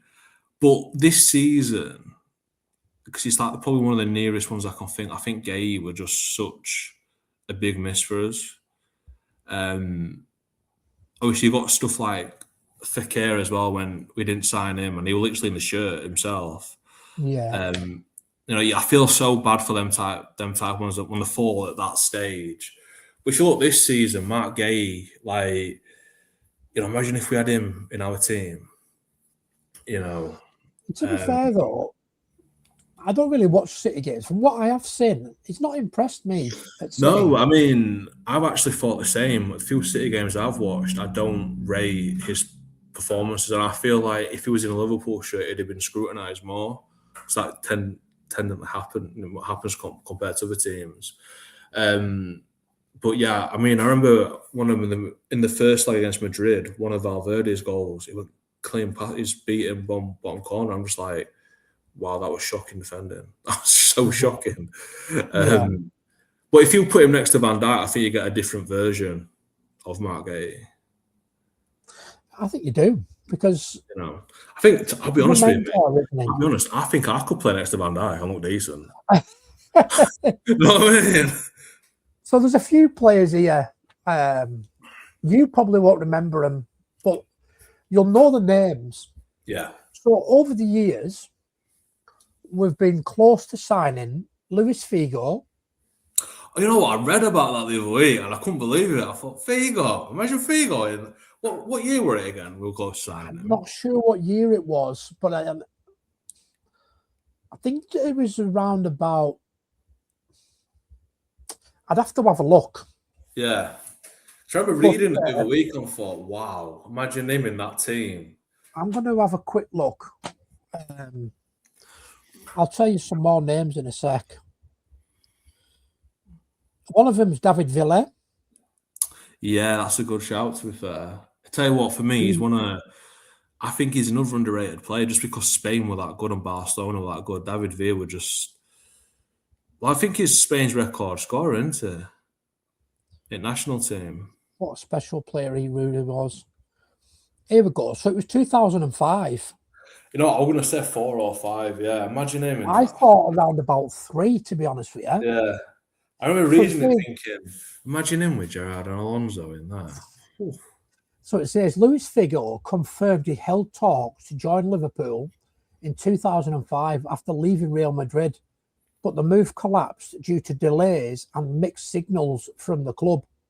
Yeah. The Portuguese legend, then 32, felt messed around as Liverpool hesitated, leading him to sign for Inter Milan instead, where he won 4 Serie A titles. There was also Cristiano Ronaldo. Yeah. When he was a teenager. See, I think with someone like Ronaldo, I don't think he'd done well at Liverpool. No, I don't. It's just the personality, you know. I just can't imagine him doing well at Liverpool. Apparently, somebody mentioned this to me, but I've looked and I can't find it anywhere. Here we go. Alan Say again. Shearer. Alan Alan Shearer. Shearer. Yeah. So somebody did mention it. I didn't question it at the time, but it says this is what Michael Owen said. Alan Shearer almost signed for Liverpool, claims Michael Owen in feud over loyalty. I think I've read that actually. I haven't read it. That's an interesting one, that. So I'm going to put a tick next to that, because at the time I questioned it, not at the when I was on the video with him, but afterwards. Yeah. I questioned it. So Michael Owen says, Owen and Shearer were highly successful international colleagues, leading the line for England during the late 90s and early noughties, prior to the latter's retirement at that level. I'm just reading. I don't want to read the whole thing to you, but Shearer was the instigator on Twitter, criticising Owen. I remember reading and seeing the spot, to a quote from his imminent new book, in which he says, I don't need to justify myself to fucking Newcastle fans. Okay. What's your thoughts on Owen? On who? On Owen. Michael Owen. As a player, fantastic. What he did going to Man United, no excuses. But Paul Ince came to us. Yeah. I know what Paul... But it says here, clearly taken back by his ex-club and international teammates' remarks, Owen let fly. Not sure you are as loyal to Newcastle as you make out, mate. I distinctly remember you being inches away from Liverpool, from signing for Liverpool after Sir Bobby Robson put you on the bench. The thing is, though, with that, there's not really a rivalry between Newcastle and Liverpool. Owen went from Liverpool Academy to Man United. You know what I mean? There's a massive... I don't believe Michael Owen. He talks that much shit. He probably made that up. Yeah, Michael Owen, my dad always said we sold him at the right time. Yeah, well, did you see his interview with Rio Ferdinand when he said that he won the Ballon d'Or with half a hamstring or something? Did you ever see that? Yeah. He blamed Liverpool, though, didn't he, for his injuries? Yeah. I think Carragher's spot on when he said the problem with Owen was he didn't adapt his game. He still played like he were an 18, 19, 20-year-old when he was at the latter stage of his career. But the thing is, some players peak at different ages, and I think Owen was one of them where he peaked at a very young age. Yeah. He said when he was 17, there was only the original Ronaldo and a handful of people that were better than him at that age. He definitely thinks highly of himself. I'll say that. He don't like confidence, does it? No. And then there's a couple that you'll probably remember. So you've got Gareth Barry, Fekir, David Silva, Roy Keane, Mark Gahey, Cherky, Marmouche. Marmouche, yeah. That lad from PSG. I'm not even going to try and say his name. Kvaratskhelia. That's him. Decent, Hepo. On this one, I don't think many people know this, but Paul Gascoigne nearly signed for Liverpool as well. Really? Yeah, he was in talks with Venables, Fergie, and Dalglish all at the same time. The only thing that stopped him going to Liverpool was he couldn't understand Dalglish when he was talking to him. So that's why he didn't end up going to Liverpool. But it was really close. Now, Paul Gascoigne is my hero. There's stuff on this channel. I interviewed a guy who became quite friendly with Paul Gascoigne. But the audio is shocking, so I won't bother watching it. I went to an evening with Paul Merson and Razor Ruddock once, and they had some mad stories about Gaza. Yeah. They had some unbelievable stories. There were Yeah, like it was a stories proper you weren't allowed to record because they were that bad. yeah, Yeah, proper they were story. so bad. Like when he was at Rangers, did he drive a tractor into the training ground building or something daft like Probably, that? yeah. He was a madman, wasn't he? So yeah, that actually, good job you mentioned that, because I was just about to ask you if you've done any meet and greets or actually met any of the players. Yeah, so obviously that one. I did a Legends Stadium tour with Jan Molby. Got a picture Nice. with Jan. Unbelievable guy. Such a nice fella. Yeah, he was one of my heroes as well. But I'll tell you something, Paul Merson, though, because I was a bit unsure about him at first because he comes across as such an arrogant person on TV. He's such a nice guy. Yeah, somebody else said that to me. Like, he's genuinely one of the nicest people I've met, Paul Merson. Very quiet, very, yeah, he was just such, well, I mean, to be fair, he was Razor Ruddock and he was talking all the time, to be fair. But he couldn't get a word in edgeways. But, I've done a meet and greet with Ruddock. It was yeah. supposed to be Bruce Grobbelaar, but he ended up dropping out when they replaced him with Neil Ruddock. What a character he is, isn't he? Yeah. To be fair, that one I went to, Robbie Fowler were meant to be there, but that was when he was the manager of that team in Australia. And what had happened is they went to sign a player that day or something. You had to go to London basically. So it ended up being Ruddock and Paul Merson. But yeah, met Jan Molby. That might be it, to be fair. Oh, I went to when Klopp left, he did that at the Echo Arena. He did that farewell evening with him, whatever it is. I went to that as well. That was good. That was really good, yeah. I was literally on the back row of the arena. That's the only tickets I could get. But yeah, it was a good night, to be fair. That. I'd have loved to have done that. Yeah, it was really good. Oh, I met once at Anfield. I met John Aldridge as well. Nice. He was a sound guy. Very Yeah, sound. he's not bothered about speaking his mind either. To be fair, I met Richard Hughes outside Anfield once. Did you? So yeah, proper hair done, suit to it. Like, I won't say he loves himself, but I thought, oh, he definitely takes about 2 hours to get ready in the morning. And Jesus Christ. Yeah. I'm just having a look to see where we're up to. There is a debate around Lampard and Gerrard, but I don't think we'll touch on that because most people have said Gerrard. Yeah, I mean, I think even most ex-pros have said Gerrard now, to be fair, in that debate.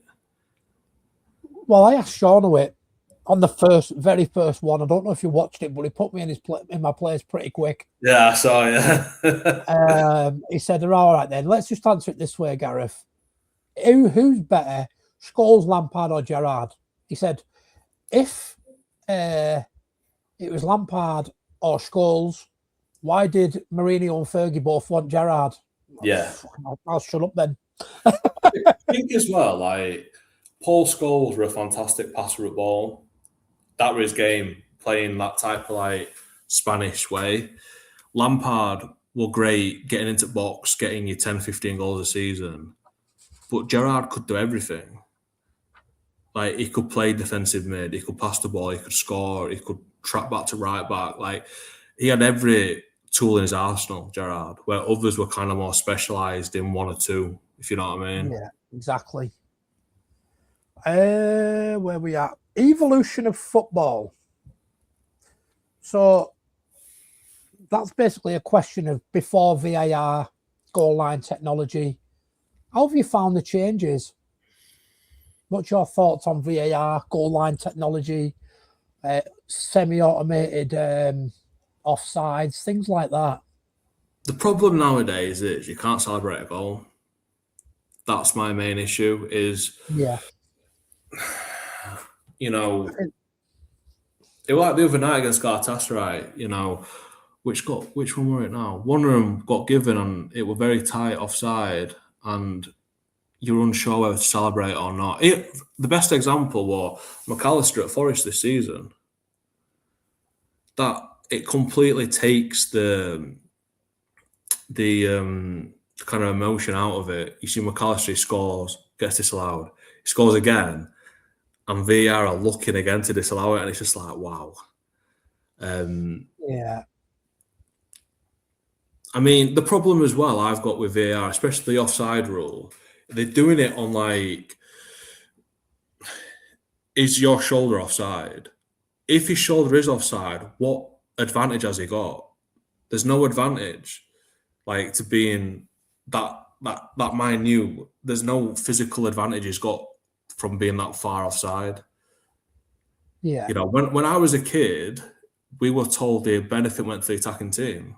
That what always said to us.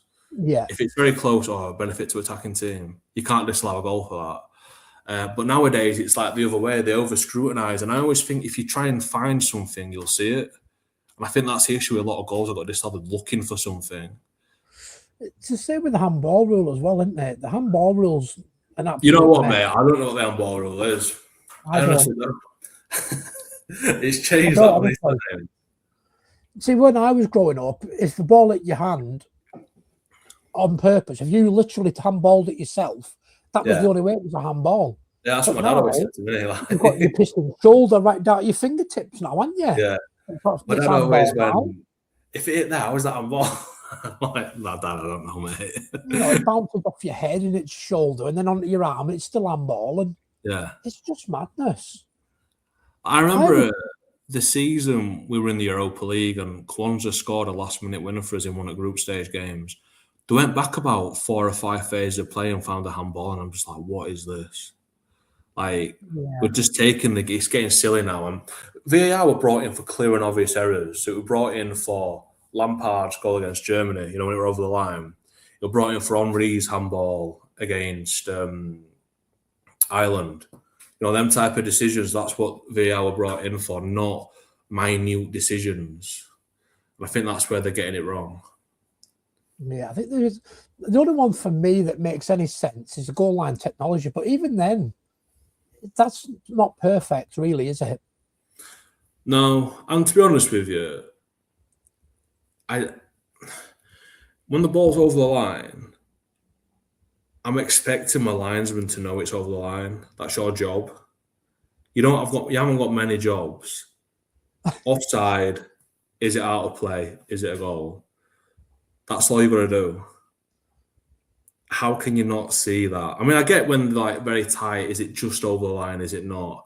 That's when you probably need it. But that Lampard won at World Cup in South Africa, that were literally around 6 yards over the line. Yeah, exactly. But no, they're talking about bringing more in, though, aren't they? So they're going to check for corners and check all sorts of second yellow cards. I'm like, the problem is if you check second yellow cards, what happens if that second yellow card is a yellow card, but the first one wasn't meant to be? It shouldn't have been a yellow card. What happens then? You know what I mean? Really, they'd have to. It's ridiculous. It's like you say, they've completely ruined the game with VAR.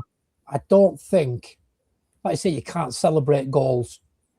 And then I bet the players think, I've celebrated that goal, but now I look like a dickhead. Yeah. Do you know what I mean? It's completely ruined it. And the thing is, you see other sports do it so well, like rugby. I watch quite a bit of rugby, and they have TMO, which is like their version of VAR. And when they start checking stuff, they check with the referee. Yeah. For me, when they're doing the check, the referee should be going to the screen and watching it with them. I don't see the logic in going, right, we're checking. Right, we've checked, now you check. Fucking point in that. Just check together. You know what I mean? Like, you're wasting time. Like, surely it's all look together.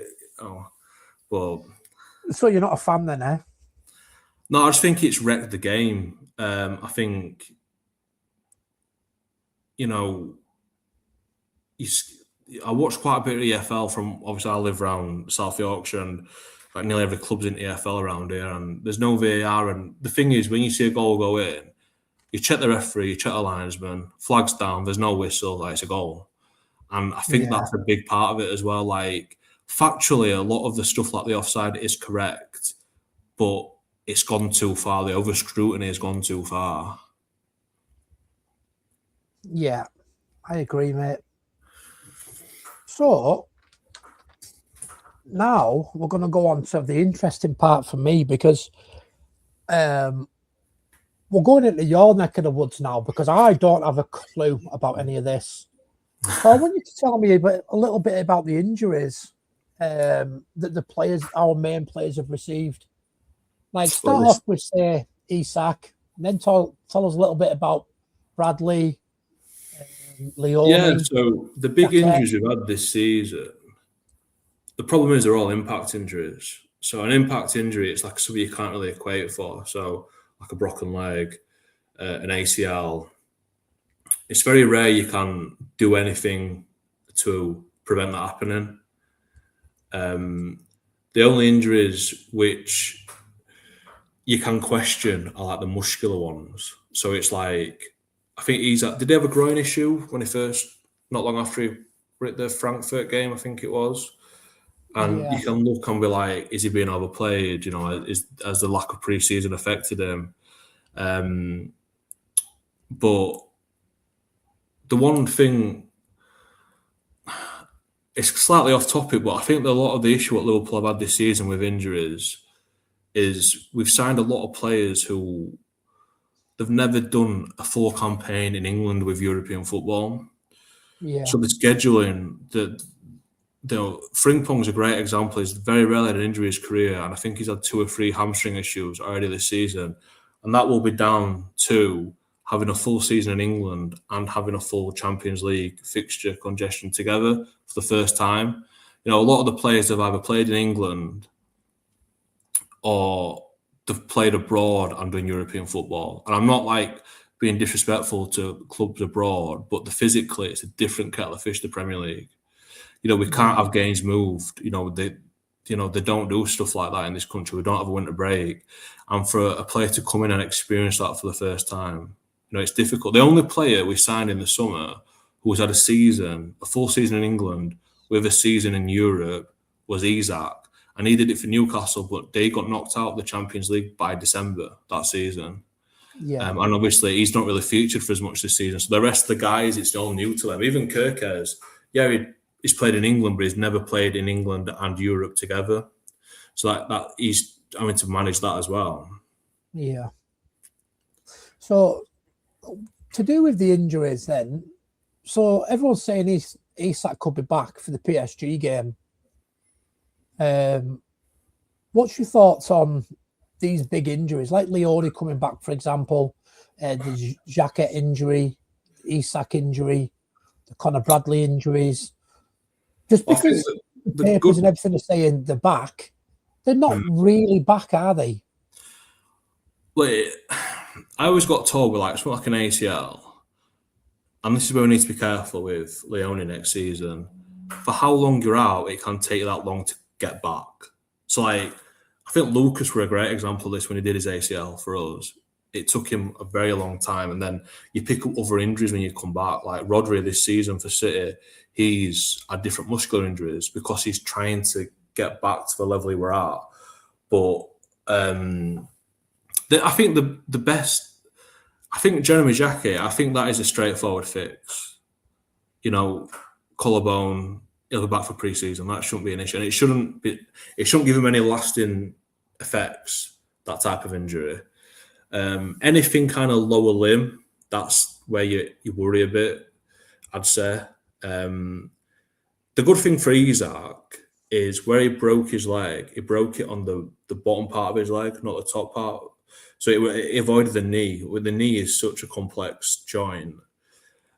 He's got 3 major ligaments in there. And the problem is when you ligament and tendons, there's no blood supply to them. So when you have a muscular injury or a bone injury, you get the recovery rate is a lot quicker simply because you've got direct blood flow. So you get your blood cells into there and all the nutrients in there. The problem is your ligaments and tendons. And if anyone's done your ligaments or tendons, you know that they're never the same. ever. No, I've got ligament damage. I did my MCL twice in my knee. I've got ligament damage in my foot.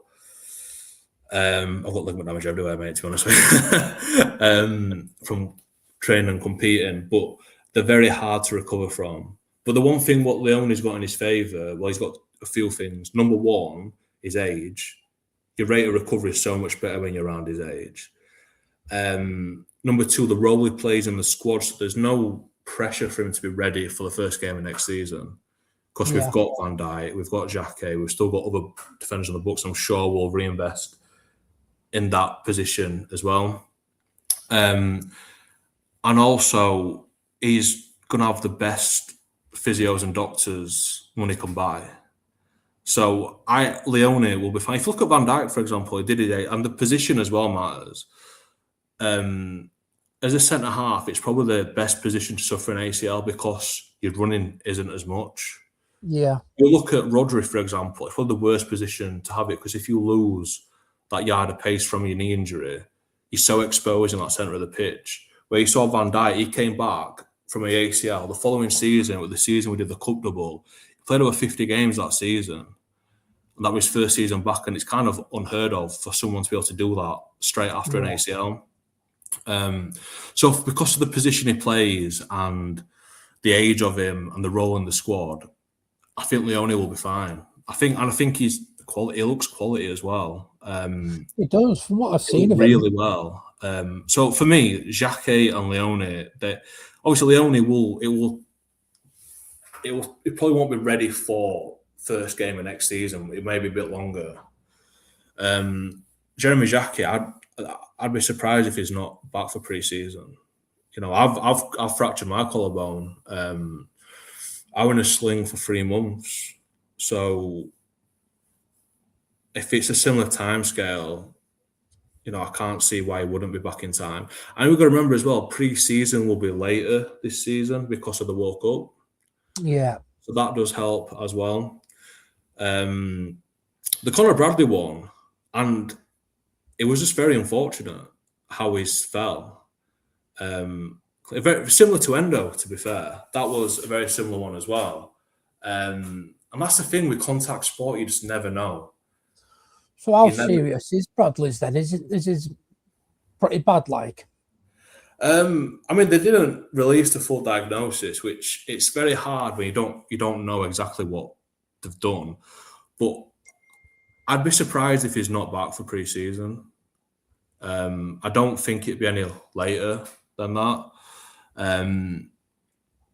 But yeah, I mean, the good thing is, again, he's not old. He's not coming to the back end of his career. He's still young, and like I said, the rate of recovery is big. Well, it's better. The rate of recovery is better. It's proven.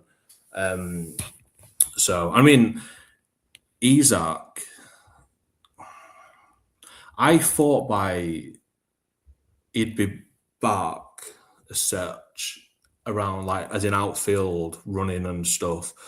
In my head, I always thought end of March, beginning of April, and he's already on grass now. So yeah, I mean, it's just one of them though. When he comes back, we probably won't see the best of him until next season now.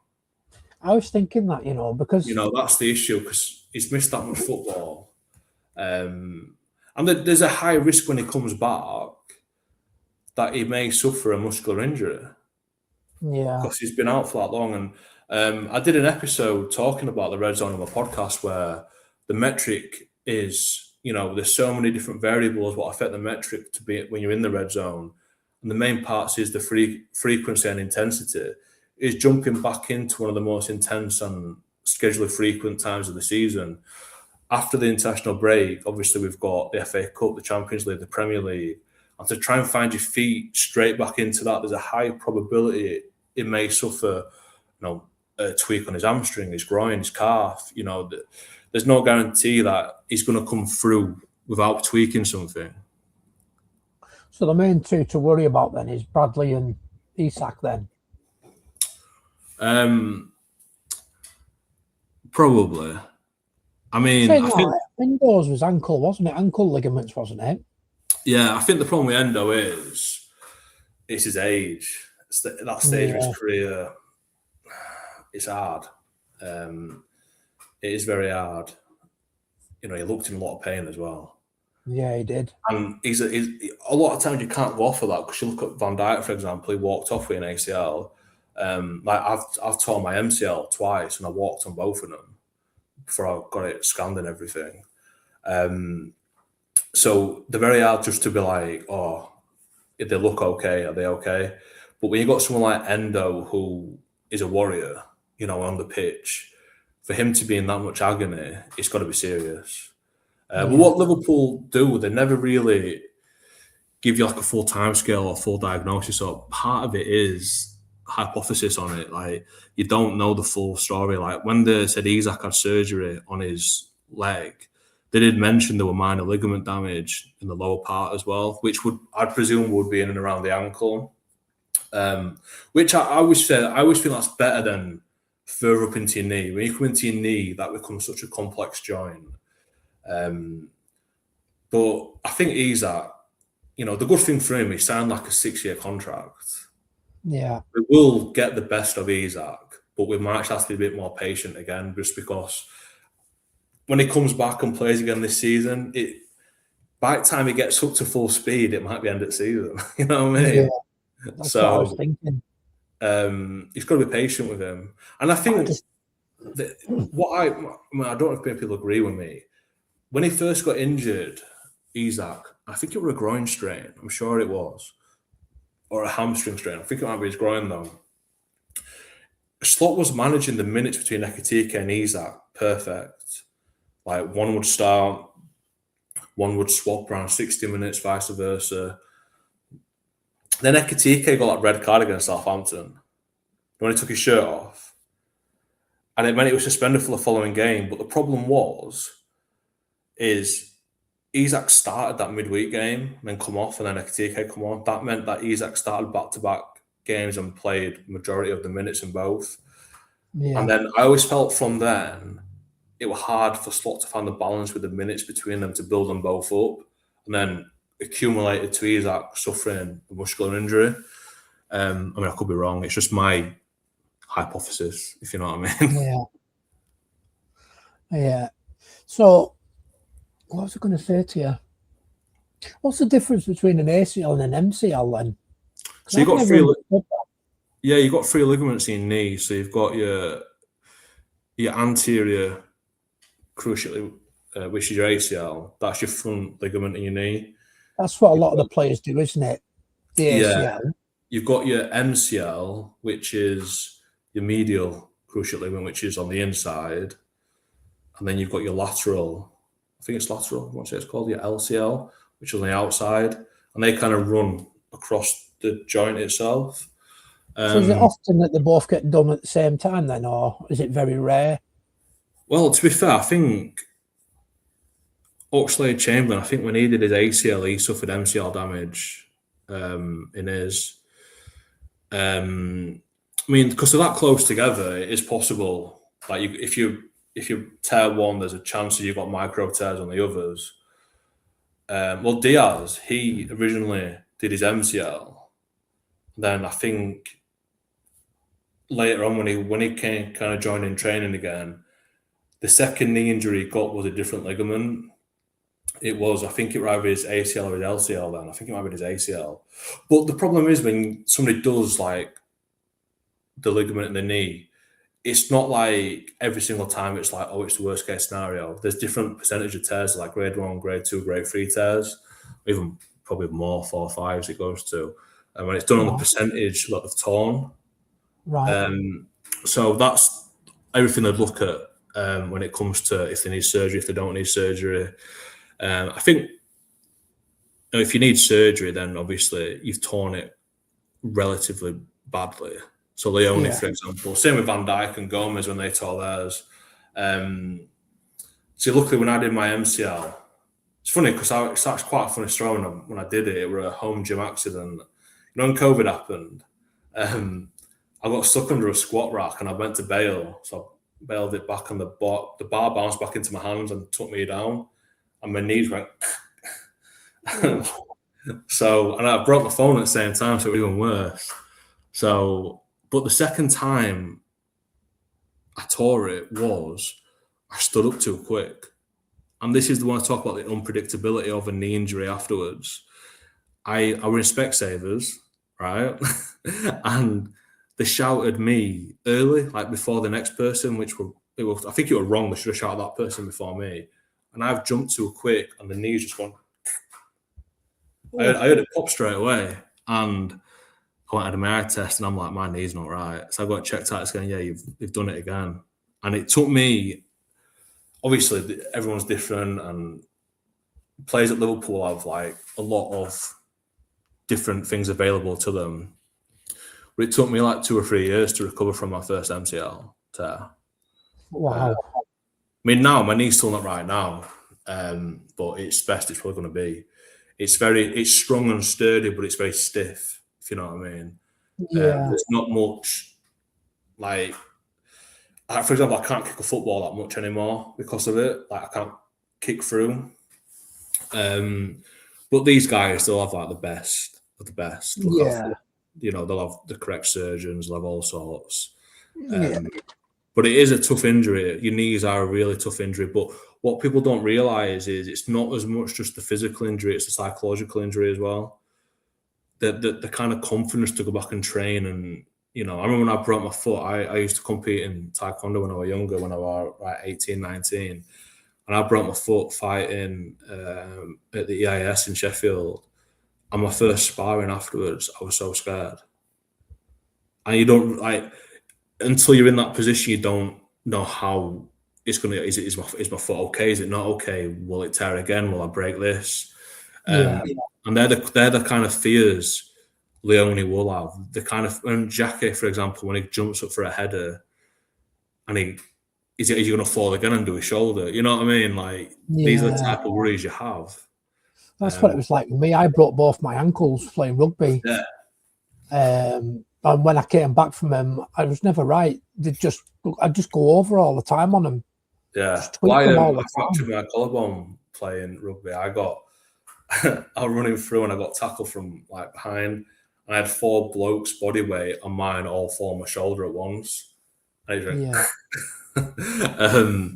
But yeah, it's tough. It is tough psychologically. It's just, I say it's tougher psychologically than it is physically at times, injuries. Yeah. It is very bad psychologically, isn't it? Because especially when you're playing rugby and you're running towards an absolute unit and you think to myself, please don't touch my ankles. Yeah. It's so hard, isn't it? Yeah. Because when I was playing, ankle tapping was normal. Did you play league or union? League. Did you? I played union mainly as a kid, and at college I played league.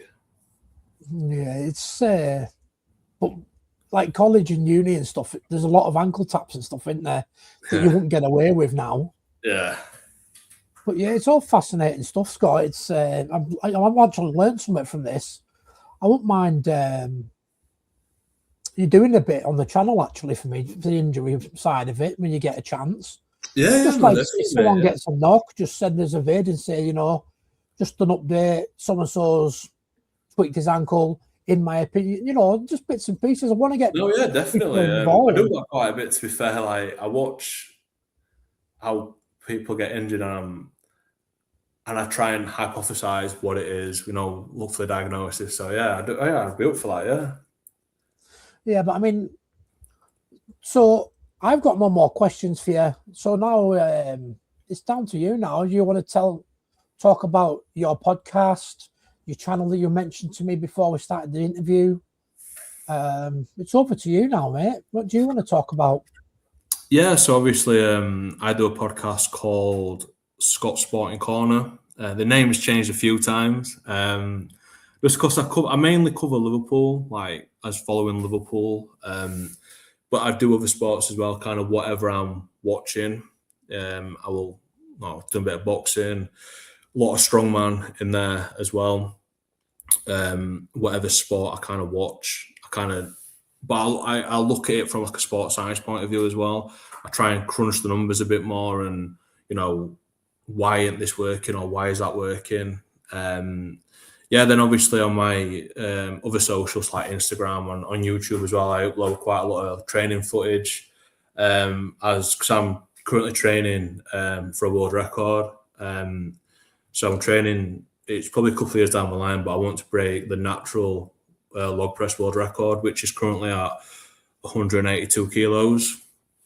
So when I mean natural, what I mean is, so you're not enhanced, you don't take any anabolic steroids, any performance enhancing drugs. I'm a completely natural athlete, and my aim is, I'm 29 now, so like in my early 30s, to break that world record. So yeah. Nice, that'll be good. So did you you mentioned something about maybe doing more on YouTube? It's not like I'm trying to work out the best format for it, but I want to. Because at the minute I just upload like little clips, especially on YouTube Shorts. You can't put in like a lot of detail about your training session. Other social media ones, like on the caption, you can put more detail. Like on Instagram, I'll go a bit more detail on there. But my aim is to film a bit more footage, maybe do some voiceovers. I do on the podcast, to be fair, I do a series called Road to World Record. Yeah. I haven't done one for a few weeks now. I'm kind of pointing off because I know there's a few things that I need to talk about, like injury and illness-wise, I haven't spoke about. And it's just trying to find the right words to speak about it, basically. But yeah, my aim is to try and be in a position where I can cover as much content of me aiming for, the world record, and try and build a bit of a community and following who are going to be on that journey with me. Yeah. So yeah, that's the aim. So yeah. So what about you're a personal trainer as well, aren't you? Yeah, I do coaching. So I come from a sports science background. I coach people who just want to be in gym. A lot of people want to be in gym. Some people compete in different sports. Like, just because I do like certain sports doesn't mean I don't have much experience in other sports. Like, I've coached people who've done marathon running. I've coached people who just want to get back in gym or want to be healthy. Do a lot of it online. So I do like a lot of online clients where I help them with personalized programs every week. We have direct consultations, a bit like a conversation like this, where we sit down, we talk about how the week's been training wise. But I've always done it where holistically I like to get to know the person really well, because there's so many aspects what affects somebody's training, personal life, workload, what they do for a living. Get to know them as a person, and that would mean that you become almost like a friend and like not just a fitness coach, but more like a coach in general to help them psychologically and mentally as well. Yeah. So do you do the nutrition and dieting and everything as well? Yeah. So I do quite a bit of working on, it depends what the goal is. Some people want to bulk up, so we'll look at getting them in a surplus where we try and increase their calories.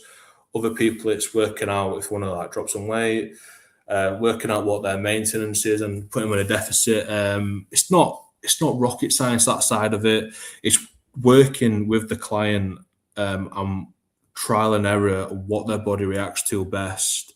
And yeah, also if the client's being honest about what they're putting in the body as well. Yeah, that's true. Yeah. Because I think as well, a lot of people don't realize measurement wise on like, they don't have the knowledge of like they'll think so is like say 150 calories and it could be like 325 or something like that.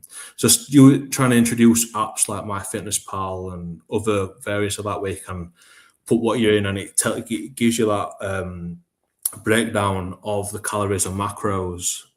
So yeah. Good stuff. I really enjoyed this interview. What you can do for me, if you like, is after this interview, if you send me your details, I'll put it in the video description for people to look at. And then they can get in touch with you, maybe they want you to do a diet plan, or because I know there's a lot of people out there that do diet plans, but they do charge a fortune as well, don't they? I've noticed that. Yeah. So I will do what I can to help you out with anything that you can. No, yeah. So my kind of like plans and quotations, it's always tailored towards individual. For somebody who just wants like a basic plan and like basic stuff, I don't charge a lot. Obviously, the more in depth you want and the more one-to-one you want, basically what takes more of my time up and effort, obviously the price goes up. But for people who just want to get involved, get fit, and get a healthier lifestyle, it's a small investment. I always view it as in like some people where you save money on like say takeaways, and then you're spending that money on actually investing in yourself. That's how I always view it. And a lot of people buy into it, and a lot of people have been successful with it. Good stuff. So yeah, thanks for your time today, Scott. I know you're quite busy, so I'll let you go. No, thanks for having me on, man. Yeah, I mean, it's been fantastic. I've been looking forward to this for a few weeks now. I was looking forward to picking your brains about injuries and stuff. Like I say, it's been a fantastic interview, and I've really enjoyed it. Awesome. Yeah, like I said, thanks for having me on, mate, and I'll send them details over to you. Fantastic.